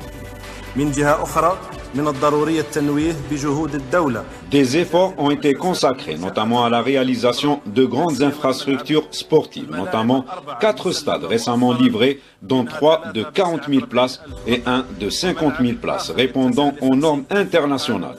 2 projets essentiels dans le sud du pays concernant des complexes sportifs de 25 000 places favorisant un équilibre régional. L'amélioration des réseaux de transport s'inscrit dans cette dynamique avec l'expansion du réseau ferroviaire à 9 900 km, incluant une ligne stratégique reliant Garedouillet à Béchar. Ces projets renforcent la connectivité et favorisent la croissance économique. Concernant le réseau routier et ferroviaire, le secteur a connu un essor notable. Les lignes ferroviaires atteindront 9 900 km avec des projets clés, comme la ligne reliant Garedouillet, wilaya de Tindouf, à Béchar, sur une longueur de 950 km, dont les travaux ont commencé cette année. Les réformes engagées ont permis à l'Algérie d'atteindre l'autosuffisance en matériaux de construction. Le pays peut répondre à ses besoins tout en soutenant le secteur du BTP qui contribue à hauteur de 12,9% du PIB. Les réformes engagées par le président de la République entre 2020 et 2024 ont également permis d'atteindre l'autosuffisance dans la production de matériaux de construction, créant un environnement propice à l'investissement dans ce domaine. Par exemple, la production annuelle de ciment a atteint 40 millions de tonnes, celle de béton armé 6 millions de tonnes et celle de carreaux en céramique 210 millions de mètres carrés. Ces avancées ont contribué positivement au produit intérieur brut, le secteur du bâtiment représentant 12,9% du PIB.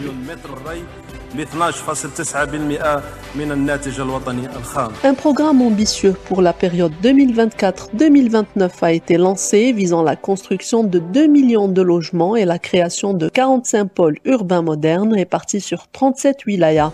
Ces pôles, conçus comme des espaces de vie durables, témoignent de la vision de l'État pour un développement inclusif et équitable tout en améliorant la qualité de vie des citoyens.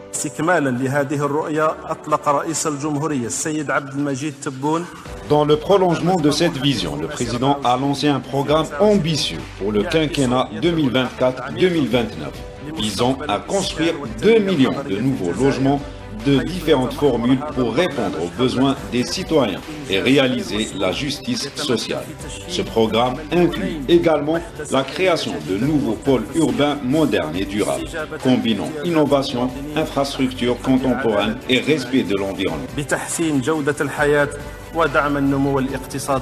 Ces efforts contribuent à réduire le taux d'occupation par logement, passé de 4,25 en 2023 à 4,18 en 2024, reflétant les progrès continus pour répondre aux besoins des citoyens en matière de logement. Au total, 45 pôles urbains sur une superficie de 33 000 hectares ont été créés dans 37 wilayas à travers le pays.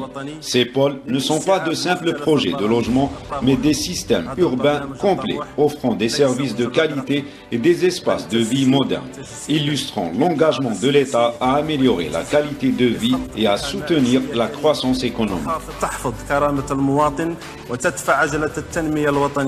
L'année 2024 a marqué une étape importante pour le secteur de l'habitat. Les efforts déployés, l'autosuffisance en matériaux de construction et les perspectives ambitieuses pour les années à venir témoignent de l'engagement de l'État envers le bien-être de sa population et le développement durable.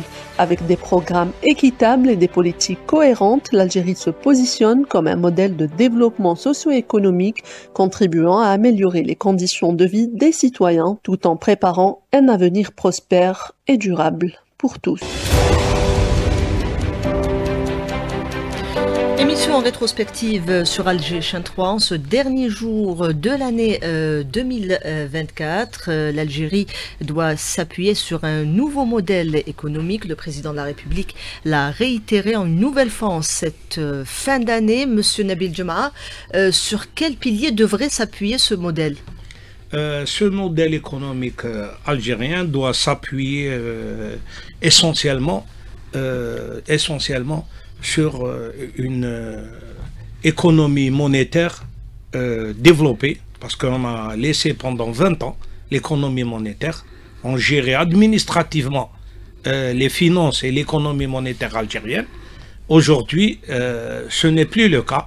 On ne peut plus gérer administrativement ni notre monnaie, ni nos ressources. Donc, on est obligé d'aller à l'économie monétaire en gérant notre économie. D'ailleurs, on a vu des réformes sur la loi bancaire. Donc, on va peut-être en 2025 arriver à 20% du dinar numérique et on doit gérer la stabilité des prix, on doit combattre l'inflation et on doit stabiliser le dinar algérien.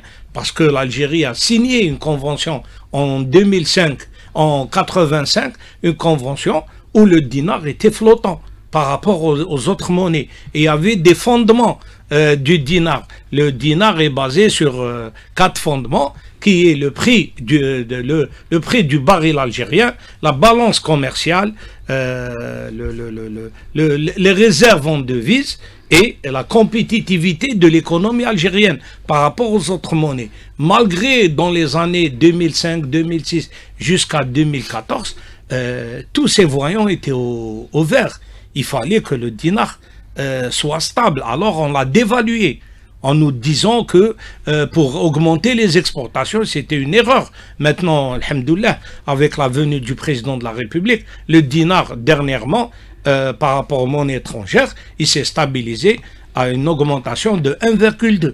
Donc c'est la première fois depuis la venue du président de la République. Donc on revoit l'économie monétaire algérienne, notamment la stabilité de notre monnaie, et la compétitivité de notre économie. On voit aujourd'hui une croissance à 4,2 et l'année prochaine peut-être à 4. On doit la renforcer. Aussi, on a réduit les taux d'intérêt au niveau du système bancaire algérien. On a augmenté les crédits pour l'économie de 13%. Donc, on a revu l'économie algérienne à la hausse.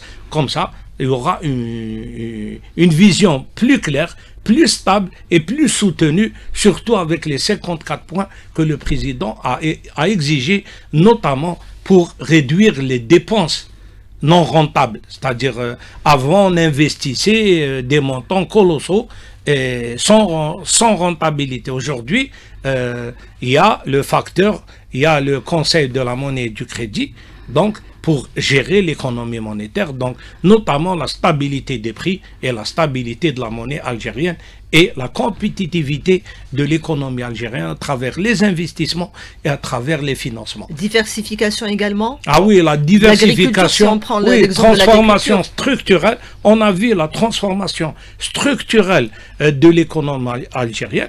Et les résultats, ils sont là. L'agriculture, on est arrivé à 37 milliards de dollars de résultats. Donc, c'est pas n'importe quoi. D'ailleurs, on a vu pendant le corona, on a vu que, c'est-à-dire on n'a pas importé de produits agricoles, donc il n'y avait pas. Donc c'est pour ça, à travers cette transformation structurelle de l'économie algérienne, aujourd'hui on commence à avoir la sécurité alimentaire sur le marché algérien. Donc pour réduire les importations, parce que les importations étaient dans les années passées, on est arrivé à 60 milliards de dollars. Donc on ne pouvait pas, c'est-à-dire le budget algérien ne pouvait pas couvrir. On est arrivé à un PIB, c'est-à-dire à une dette qui représente 50% du PIB. Ce qui est trop lourd pour le financement de l'économie algérienne. Donc les résultats, les réalisations de cette nouvelle économie algérienne, donc on commence à voir tous les c'est-à-dire tous les voyants au vert, comme il a dit le président de la République. Donc tous les voyants, nous avons la croissance à 4,1, nous avons la balance de paiement qui dépasse les 72 milliards de dollars, nous avons une inflation qui est, c'est-à-dire maîtrisée, plus ou moins maîtrisée, tout à fait, dûment maîtrisée depuis 2019 à aujourd'hui. Donc maintenant, on doit il faut continuer le stabiliser, travail. On doit stabiliser ces réalisations, parce que c'est difficile de stabiliser ces réalisations. Et aller vers l'économie du savoir, l'économie de la connaissance, l'entrepreneuriat, chez les jeunes, et c'est peut-être cette économie de la connaissance qui va, in fine, nous faire arriver à de l'économie d'énergie, mais on préfère donner la parole aux startups. Tout à fait, avec tous les mécanismes et dispositifs mis en place, Samir Alloun y revient.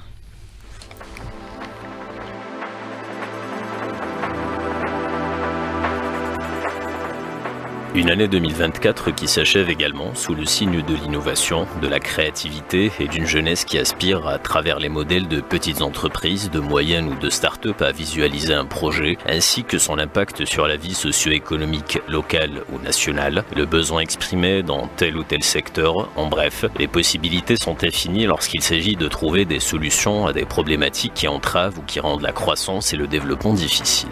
Des entrepreneurs en herbe, des étudiants, des porteurs de projets, jeunes ou moins jeunes, constituent l'écosystème start-up actuel du pays. Chacun dans son domaine d'expertise tente de renforcer davantage l'économie de la connaissance avec des solutions innovantes qui taclent une panoplie de problématiques. Penser à une solution qui gérait un petit peu le sinistre automobile avec le risque routier. Spécialisé dans toutes les techniques de la 3D, réalité virtuelle, réalité augmentée, hologramme. Les artisans ne sont pas très bien regroupés ensemble, donc je me suis dit que why not, pourquoi pas créer une plateforme qui regrouperait tout ce beau monde-là. La tuile végétalisée, elle va nous offrir plusieurs avantages par rapport à la tuile standard, comme l'économie d'énergie. Nous sommes une plateforme de digitalisation du parcours de soins. Cela va de la recherche d'un professionnel de la santé à la prise de rendez-vous. Étant originaire de la région de Biskra, j'ai constaté que le traitement des maladies, c'était très difficile, surtout les palmiers avec une très grande hauteur. Là, on est sur l'étape de prototypage. Le brevet est en cours d'élaboration. Une économie de la connaissance qui se base sur une jeunesse compétente, inspirée par les dernières nouveautés en termes de TIC, de nouvelles technologies.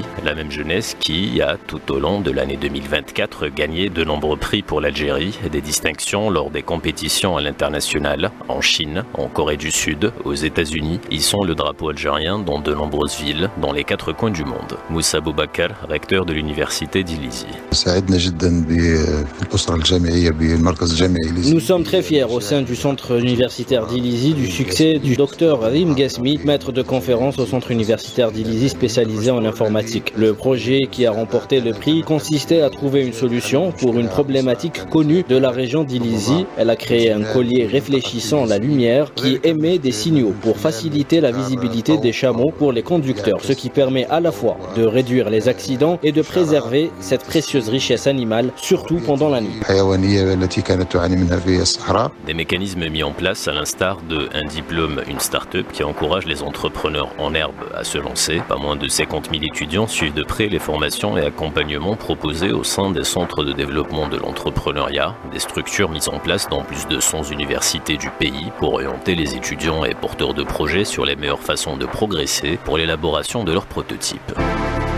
L'année 2024 a également connu l'inauguration par le président de la République du pôle scientifique et technologique de Sidi Abdallah, baptisé Abdelhafid Ihdaden, pas moins de 87 hectares qui compte 5 écoles supérieures, cybersécurité, intelligence artificielle, nanotechnologie, systèmes embarqués et mathématiques, des spécialités au cœur des innovations et de la transition digitale, un pôle d'excellence qui a comme but de renforcer davantage les connaissances et la maîtrise des dernières nouveautés en termes de technologie, qui peuvent ensuite être employées à différentes fins, comme la récolte de la donnée depuis le terrain pour une meilleure prise de décision. Commandant Nassim Barnaoui, sous-directeur des statistiques et de l'information à la Direction générale de la protection civile. L'intervention de la protection civile, elle est basée sur l'information fiable, que ce soit pour le volet opérationnel, mais en amont, c'est tout ce qui est la prévision, l'évaluation, l'étude du risque, etc. Et par la suite, mettre en place un plan préventif pour limiter, c'est-à-dire les interventions, pour limiter les dégâts, pour limiter les pertes. Pratiquement, c'est des projets qui sont en cours, notamment les drones, les systèmes géographiques informatiques nouveaux. Donc, on essaie d'adhérer cette politique à la protection civile, moderniser le système et aussi travailler avec toutes les nouvelles technologies, notamment les images satellitaires. Parmi les dernières nouveautés les plus en vogue, c'est l'intelligence artificielle qui est de plus en plus tendance auprès des innovateurs en herbe, qui ont d'ailleurs exposé leur panoplie de création lors de la conférence africaine des startups, avec la participation de pas moins de 500 startups venues de 50 pays d'Afrique, pour consolider et renforcer les canaux de coopération entre les innovateurs des différents pays au sein de notre grand continent. Le Premier ministre Nader Larbaoui. Les progrès accomplis par l'Algérie dans la construction d'un écosystème intégré dédié aux startups s'inscrivent pleinement dans la dynamique que connaît le continent africain dans ce domaine. Ce congrès constitue sans aucun doute une plateforme centrale réunissant des milliers d'entrepreneurs, d'investisseurs et d'innovateurs. Il offre une opportunité précieuse pour échanger des idées, établir des partenariats stratégiques et transformer les défis auxquels notre continent est confronté en opportunités de réussite tout en relevant l'ambitieux pari du développement durable. Une révolution technologique qui repose sur une ressource humaine qualifiée, mais également sur des infrastructures qui regroupent l'ensemble des services ou solutions innovantes proposées. L'année 2024 a été marquée par le lancement du Centre de données national par le Haut Commissariat à la numérisation, des travaux en cours pour mettre en place ce système qui permettra d'interconnecter une myriade d'administrations, de ministères et autres, avec comme objectif d'atteindre le zéro papier et de proposer des services publics de qualité. La ministre et Haut Commissaire à la numérisation, Marim Ben Mouloud. Cet événement marque le point de départ d'un parcours étudié pour s'adapter aux évolutions technologiques dans le monde, à travers des actions qui concrétisent les orientations données par le président de la République afin d'arriver à instaurer la gouvernance électronique en modernisant les entreprises de l'État et en améliorant leurs services, encourageant ainsi la transparence, l'équité et la lutte contre la bureaucratie pour un développement économique durable. Une révolution numérique soutenue par une amélioration du débit Internet au fil de ces dernières années, une amélioration progressive synonyme d'une meilleure connectivité et d'une vitesse qui peut désormais atteindre les 1 giga par seconde, de quoi répondre aux exigences des systèmes d'information les plus modernes, tout en facilitant l'interopérabilité des données ainsi que le recours au cloud. Lotfi Benyiles, directeur marketing et communication au sein d'Icosnet.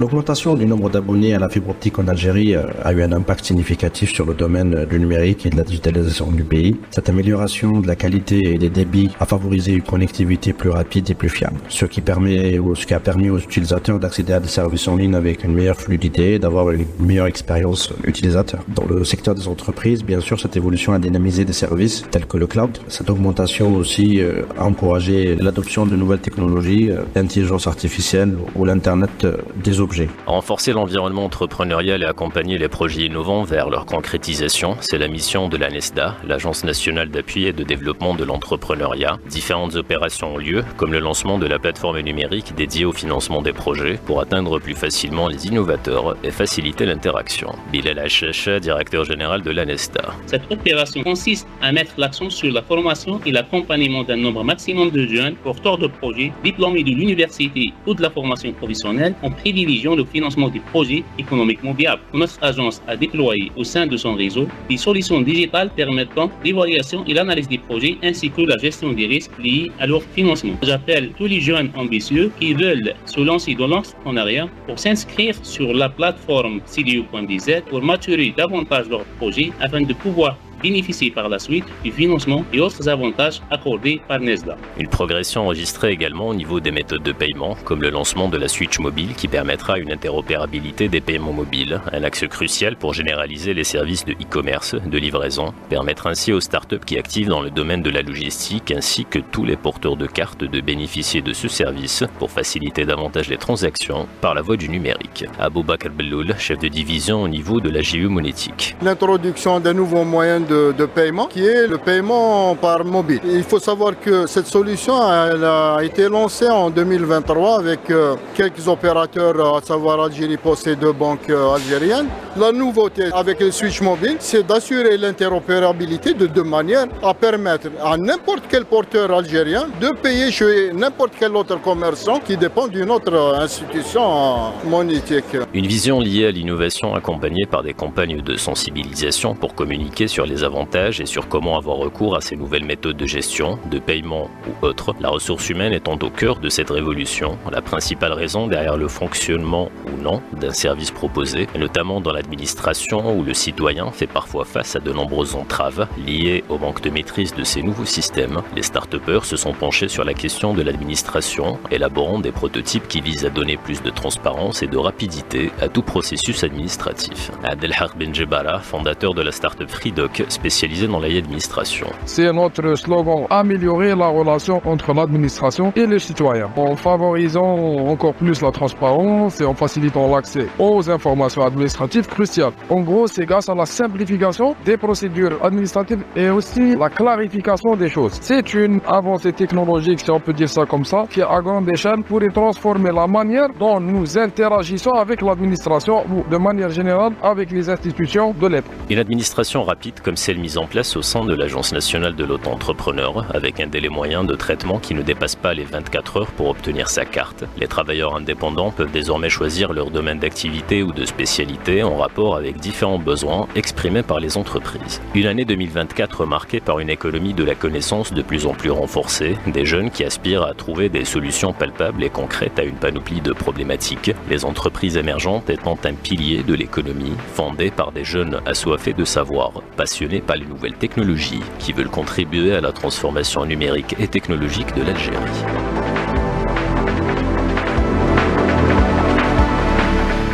Justement, est-ce que cette transformation numérique et technologique de l'Algérie, grâce à des jeunes start-upers, des jeunes qui sont versés dans l'entrepreneuriat, va permettre dans le futur à l'Algérie, c'est un bilan positif pour 2024, mais ce qui nous attend, c'est éviter d'aller vers l'endettement, d'aller vers le FMI et d'aller vers la Banque mondiale grâce à ces jeunes, grâce à l'économie du savoir et de la connaissance. Monsieur Djemra? Oui, bien sûr, parce que, pourquoi? Parce que aujourd'hui, le numérique et la digitalisation, ce secteur, la croissance est 7 fois plus que les autres secteurs. Donc, 7 fois plus. 7 fois plus. Donc, on doit y aller vers la numérisation et vers la digitalisation pour gérer notre économie et notre pays. Parce que sans ces deux, on restera, très en retard. En retrait par rapport même à l'industrie 4.0. Donc, on est tenu d'aller vers la numérisation. C'est une condition sine qua non. Ce n'est plus un choix. C'est une condition sine qua non. Pour l'efficacité énergétique, doit être basée sur l'innovation, sur les jeunes, sur les startups. C'est une condition aussi pour toute la transition énergétique, parce que le besoin d'aller vers la numérisation, l'innovation, les solutions innovantes, et aussi en termes de gestion des réseaux d'électricité, parce qu'à l'avenir, on aura une part d'intégration des énergies renouvelables très élevée, et donc le besoin d'aller vers des réseaux intelligent, digitalisé est présent, et donc on doit commencer à travailler dessus dès maintenant. En matière d'efficacité énergétique, je peux répondre par deux petits exemples. Le premier sur lequel on a travaillé au niveau du commissariat aux énergies renouvelables et à l'efficacité énergétique, à travers le soutien d'une petite entreprise algérienne qui a travaillé sur l'économie d'énergie au niveau d'une école qui est située dans un endroit éloigné du chef-lieu de la commune. Dans ce qu'on appelait les zones d'ombre. Les zones d'ombre. Et donc, on assistait à un problème de gestion de l'énergie en matière de chauffage et en matière d'utilisation de l'électricité. C'est-à-dire que la chaudière, on l'alimentait à partir de début décembre et on l'éteint en fin avril. Et donc, vous pouvez imaginer la quantité d'énergie qu'on perd, surtout lorsque l'école n'est pas occupée. Deux périodes de 15 jours de vacances, hiver et printemps. Tout à fait. En matière d'éclairage, c'est pratiquement la même chose. Et donc, on a travaillé sur un petit système de gestion à distance et une gestion décentralisée. C'est-à-dire qu'au niveau de l'APC, on a un système de gestion à distance de l'éclairage et du chauffage de l'école. Et à travers la mise en place de cette solution, on a pu réduire les déperditions et économiser de l'énergie dans le chauffage à un taux de plus de 30%. Dans l'éclairage, c'est un niveau équivalent.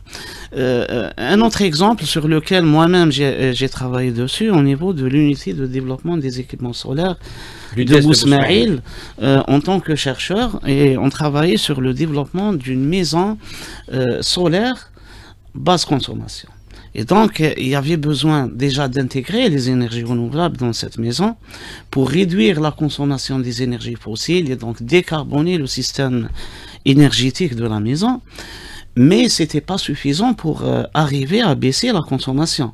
Et donc, on est passé à l'usage des systèmes intelligents à travers la gestion de l'énergie, même à distance, à travers le téléphone. Donc, on peut agir sur tous les postes de consommation, que ce soit une machine à laver ou bien un éclairage qu'on a oublié de l'éteindre en sortant, par exemple, un climatiseur qu'on a laissé par inadvertance, exactement allumé, donc on peut le commander à distance. Et donc c'est des solutions qui peuvent non seulement nous permettre d'économiser de l'énergie, mais qui peuvent aussi nous aider à opérer cette transition énergétique et à atteindre les objectifs escomptés. Et donc, je pense qu'en Algérie, que l'écosystème pour que ces startups et cette innovation peut se développer est en train de se mettre en place aussi. Aujourd'hui, on a tout un ministère de l'économie de la connaissance et de l'innovation.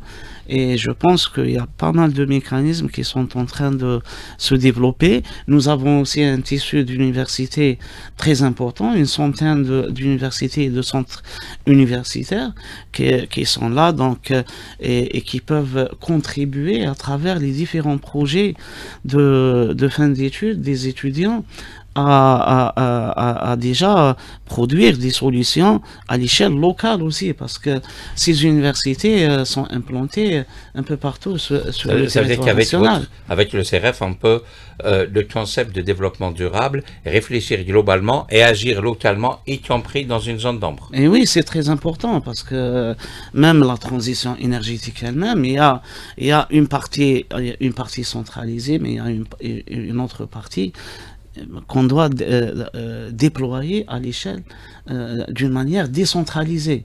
Et d'ailleurs, même les systèmes énergétiques, on a deux types de systèmes. En Algérie, le besoin est important aussi pour les systèmes décentralisés. Donc, rien qu'en 2024, on a constaté qu'il y avait un effort important de déploiement, par exemple, des systèmes à énergie renouvelable à l'échelle locale, notamment pour les zones d'ombre. il y a eu déploiement de pas mal de 12 500 systèmes. L'éclairage public qui est aussi décentralisé. On a pu, jusqu'à l'année 2024, de déployer environ 180 000 systèmes. Donc, et tout ça, ça contribue à l'économie de l'énergie et aussi à la décarbonation de l'énergie. Est-ce qu'il y a une adhésion au niveau des collectivités locales? Justement, je voulais souligner l'effort exceptionnel du ministère de l'Intérieur et des collectivités locales en matière de déploiement des solutions renouvelables pour répondre déjà à un besoin au niveau des endroits et aussi d'économiser de l'énergie à l'échelle des communes. Parce que, comme vous le savez, la facture de l'énergie pour les écoles, par exemple, et pour l'éclairage public, c'est un handicap. C'est un handicap. Communes, ouais. Et aussi, ça prend une part importante de la facture énergétique globale. Et donc, au niveau de 10%. Plus de 10%. 60%, 60% pour les communes, pour les mosquées, rien que voilà. Mais l'éclairage public constitue 60% de la facture énergétique de la commune. Et donc, il était question de développer des solutions qui permettent déjà de réduire cette part et cette facture, et aussi offrir le confort nécessaire aux régions et aux zones. Et donc, on est arrivé à déployer pendant les dernières années environ 180 000 candélabres fonctionnant à l'énergie solaire. En plus de cela, il y a eu aussi solarisation des écoles, des écoles primaires. Et donc, je considère, moi, que c'est une action très très importante et intéressante à la fois, parce que solariser les écoles signifie que ces systèmes vont répondre aux besoins énergétiques de l'école, mais ils vont jouer aussi un rôle pédagogique. C'est-à-dire on peut les utiliser pour sensibiliser déjà les élèves et les préparer à la transition énergétique future. Et investir dans ce que nous avons de plus cher, c'est-à-dire les générations futures, qui est une forme d'énergie. Tout à fait, tout à fait. Et les préparer pour devenir des inventeurs à l'avenir, et peut-être que c'est eux qui vont créer ces startups autour du domaine de la transition énergétique. Inch'Allah. C'est ce qu'on espère. On va peut-être ajouter un mot par rapport au secteur minier, Hamid Belkacem, si vous permettez. On mise également sur le secteur des mines. Ça a commencé timidement depuis 2023, fin 2023. Coup d'accélérateur a été donné. En 2024, on poursuit. Il y a eu le début de l'exploitation de la mine de Bled El Hadba. Monsieur Dumas. Oui, surtout le domaine minier, on va vers la transition, c'est-à-dire des hydrocarbures. Il y a Bled El Hadba, il y a Rajou Beilat, il y a Amizour Abedjaya, tout ça va aider l'Algérie à sortir. Le potentiel est là. Le potentiel, il est là. On doit aller vers la transition économique, parce que, vous savez, à chaque fois, si vous suivez l'histoire de l'économie algérienne, à chaque problème pétrolier, on a un problème politique en Algérie. On a vu en 88, le 5 octobre, on a vu en 91, le 5 octobre, le pétrole est descendu à 8 $. En 90, il est descendu à 10 $. On avait 35 milliards de dettes. À chaque fois qu'on a un problème de prix du pétrole, on a un problème politique sérieux en Algérie. On a une ressource humaine pour gérer tout cela, et en 2024, on peut dire, le train minier est parti vers Garaj Bilet, vers Amizour, vers Bled El Hadba. Là, on commence à aller vers la transition économique du nouveau système économique algérien, notamment avec le secteur minier. Surtout, le futur, ça sera, c'est-à-dire un équilibre de l'économie algérienne, et pour éviter les secousses et les séismes politiques en Algérie.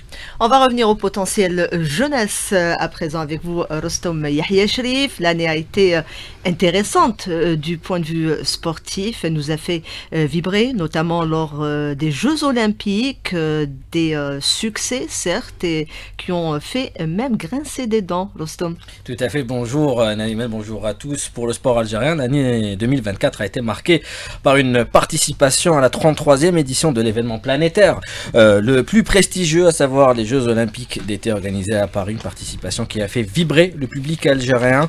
À l'issue de l'événement parisien, 3 médailles ont été remportées, dont 2 en or.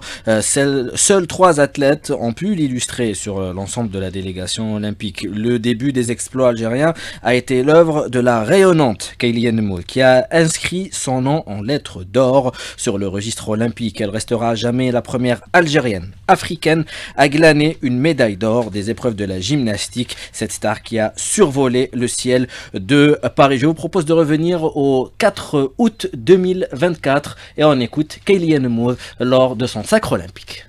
Je suis encore choquée, je suis tellement contente et j'ai l'impression qu'il y a encore une compétition après celle-là, que c'est pas le Saint Graal en fait, clairement. Et c'est des années de travail pour en arriver là et même moi j'avais des doutes et franchement j'y suis arrivée et j'y crois pas, c'est top. Je les remercierai jamais assez pour tout le soutien. Je suis vraiment hyper fière et honorée de représenter l'Algérie et d'avoir pu offrir cette médaille aujourd'hui. C'est fou, c'est incroyable et je suis vraiment très reconnaissante. J'espère que j'ai rendu fier tout le monde et j'espère que la médaille, elle a rendu fier tout le monde. Nemour, injouable au bar asymétrique, a réalisé un historique exploit à 17 ans seulement. Elle a été décorée et récompensée de plusieurs titres. Autre athlète qui nous a fait vibrer quelques jours après Kaylien Moul. Elle a été la personnalité sportive la plus recherchée par les internautes sur le moteur de recherche planétaire Google, Iman Khalif. La femme a la résiliation inébranlable, a marqué les JO de Paris 2024, victime d'une vague ahurissante de haine. Iman Khalif a su se montrer solide, continuant de creuser son chemin et de suivre son rêve vers l'or olympique. La boxeuse algérienne de 25 ans s'est ouvert un chemin vers le professionnalisme dans une discipline qui nécessite tant de courage que de force physique et mentale. On va écouter Iman Khalif juste après sa médaille d'or. Je dédie cette médaille au peuple algérien qui m'a encouragé dès le début. Et c'est ma réaction. Je réponds toujours sur le ring. Ces 8 années de sacrifice ont porté leurs fruits. L'entraînement intensif a commencé après les Jeux méditerranéens, où j'ai dû faire ma préparation avec mes entraîneurs, loin de mon pays et de mes proches. C'est un rêve de 8 années de dur labeur qui se réalise et qui couronne ces sacrifices avec cette médaille d'or.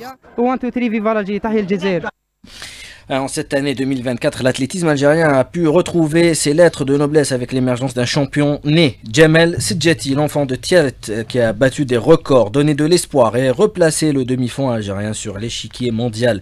Malgré une petite amertume de 3e place au JO, synonyme d'une médaille de bronze, Sedjati est l'un des athlètes à suivre prochainement, avec également sa médaille d'argent, rappelez-vous, lors de la finale de la Diamond League. Il y a eu également le triple sauteur Yasser Teliki aussi, qui avait fait une participation honorable avec sa 9e place lors de ces JO de Paris. Le président de la Fédération algérienne d'athlétisme, Yassine Louhi, nous fait le bilan de l'athlétisme pour cette année 2024. Cette année, elle a été concrétisée par surtout la médaille de bronze d'Assedjati. C'est le plus rapide 800 mètres de tous les temps. Les 4 premiers, 1,41. Donc déjà, c'est une très bonne médaille. D'autres performances, Teriki, 9e. C'est quand même quelque chose. Il a été 2e championnat du monde en salle. On a des jeunes qui m'a Chinitef, qui m'a Gouanet, qui m'a Tatar Zahra ou Khnoussi Oussama. On est en train de les prendre en charge. Autre fait marquant de ces Jeux Olympiques, en canoë-kayak avec Carole Bouzidi décrochant la 7e place au canoë-cross et 14e au canoë-slalom. Carole Bouzidi revient sur son parcours lors des JO. 14e place en kayak slalom. C'était, on va dire, un résultat dans la moyenne de ce que je fais habituellement en Coupe du Monde et en Championnat du Monde. J'étais quand même satisfaite de ce que j'ai fait. Puis la 7e place, en effet, en kayak cross, c'était, on va dire, peut-être le côté surprise pour moi, puisque j'avais jamais fait ce résultat-là. Néanmoins, sur le global, si on m'avait dit un mois avant, ou même 3 jours avant la course que j'allais faire 7e, ouais, j'aurais signé. C'était mes premiers jeux. Alors c'est passé à la fois très vite et puis c'était quand même le travail de 3 années, voilà, puisque j'ai changé de nationalité sportive en 2022, donc c'était un bel aboutissement. Autre événement après les Jeux Olympiques, c'était les Jeux Paralympiques, toujours à Paris, où la performance de l'Algérie égale en médaille d'or, celle enregistrée lors des Jeux d'Athènes en 2004 avec Atmani Skandar Jamil au 100 mètres et 400 mètres, Safia Djellal au lancer du poids, Nassima Saifi au disque, Abdelkader Boualal en judo et Brahim Gendouz en para-canoë sont les médaillés d'or. Sans oublier également les Jeux africains au Ghana et Jeux africains militaires au Nigeria où l'Algérie a brillé. Le directeur des sports au sein du comité olympique algérien Yassine Arab nous fait les bilans de nos athlètes cette année.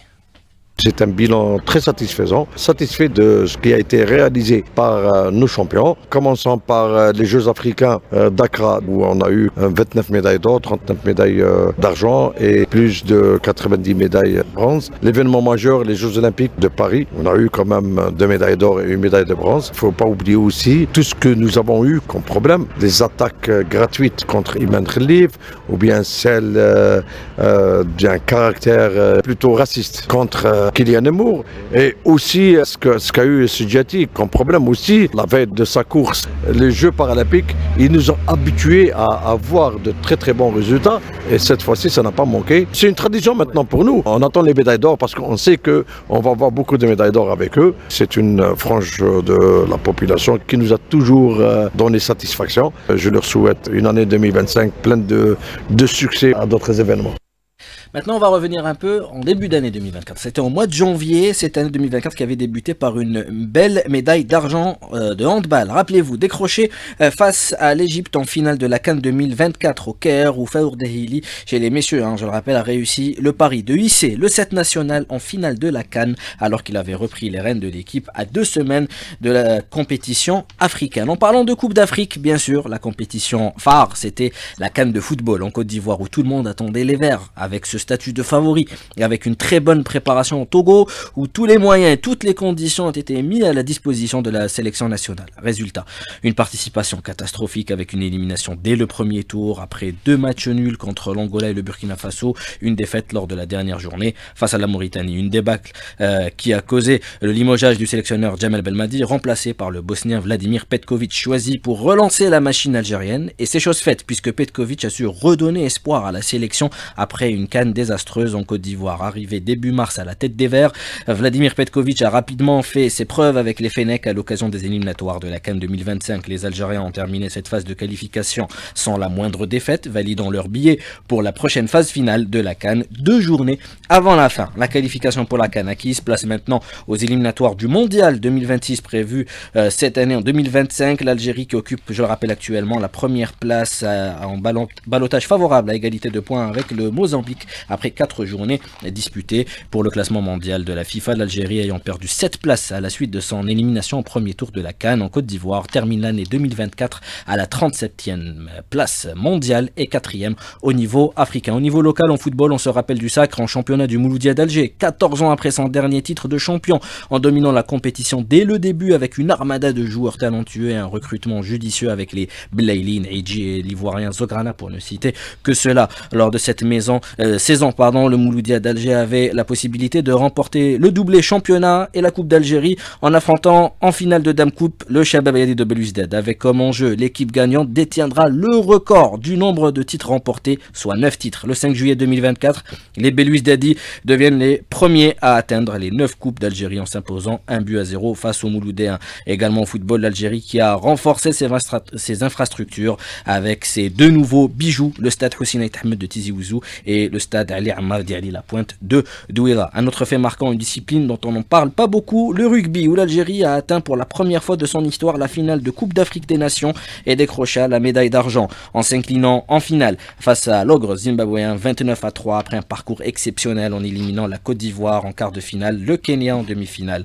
À l'organisation également des événements sportifs tels que la Super Coupe d'Afrique des clubs de handball plus le championnat d'Afrique des clubs vainqueurs de coupe à Oran. La salle omnisport d'Oran du campus complexe olympique Miloud Hadfi qui a accueilli la première étape de Coupe du Monde de sabre, également en escrime. Parallèlement au succès olympique et africain, les athlètes algériens ont également réalisé des avancées significatives dans d'autres sports, comme dans le domaine du canoë-kayak. L'équipe algérienne qui a remporté plusieurs médailles lors des compétitions internationales, consolidant sa position comme l'une des meilleures équipes africaines dans cette discipline. Les athlètes ont démontré une grande maîtrise technique et un esprit de compétition exemplaire, ce qui est de bon augure pour les futurs championnats. Autre exemple en cyclisme, l'équipe Madar Pro Cycling Team, première équipe algérienne continentale qui a remporté l'UCI Africa Tour après une première saison exceptionnelle sur le circuit international. Des coureurs comme Nassim Saidi, vainqueur du Tour d'Algérie 2024, ou Yassine Hamza qui vient d'être élu aujourd'hui 3e meilleur cycliste africain cette année, qui ont contribué à ces succès. Justement, on va écouter le directeur sportif de cette formation de Madar Pro Cycling Team, Karim Hadjbouzid. Une équipe continentale, il y a plusieurs défis. Et c'est pas facile à gérer. D'ailleurs, une très belle saison 2024. Le Tour d'Algérie, les 2 grands prix, le Tour de Amman, plusieurs compétitions à l'étranger. En France exactement, où il y a le niveau où il y a plus. Inch'Allah, pourquoi pas un jour je ferai les routes de Tour de France, le World Tour. Mais c'est possible. Voilà, on peut dire très bonne année. Premier, l'Africa Tour, où elle peut participer, win les compétitions. Et même à l'étranger, elle a une bonne image. Je rappelle qu'en boxe, il y a eu également cette médaille de bronze en U19 au Colorado par Mustapha Abdou. En sport collectif, il y a eu en handball chez les messieurs le doublé historique sur le plan local du Mouloudia de Bodj-Bouazid. J'ai une domination chez les dames du handball club d'Elbiar. En basketball également, 2024, une année de première avec le doublé historique du groupement sportif de Kossidère chez les dames. Créé il y a à peine 6 ans, cette équipe a su bousculer la hiérarchie et détrôner le Mouloudia d'Alger. Et chez les messieurs, le Wydad de Boufaï qui remporte le championnat après plus de 20 ans d'absence, et l'USM Alger qui remporte la Coupe d'Algérie pour la première fois de son histoire. Et enfin en basketball, 3-3 avec une médaille de bronze historique lors de la dernière CAN au mois de novembre dernier. Les résultats obtenus par nos athlètes tout au long de cette année sportive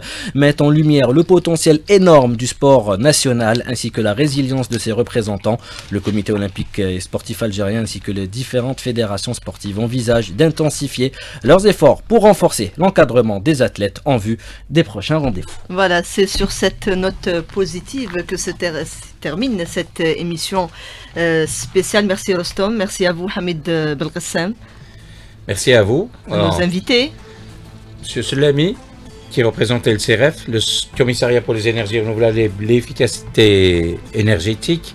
Monsieur Nabil Djema'a, économiste. Et il y avait avant lui Monsieur Preur, expert en énergie. Monsieur Qassimi.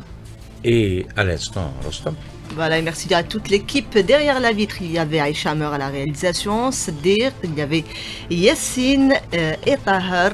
On vous souhaite donc une belle année, plein de bonnes choses. Et une promotion pour Sadir qu'il attend depuis quelques années quand même. Tout à fait. On vous dit à l'année prochaine. Très bonne écoute.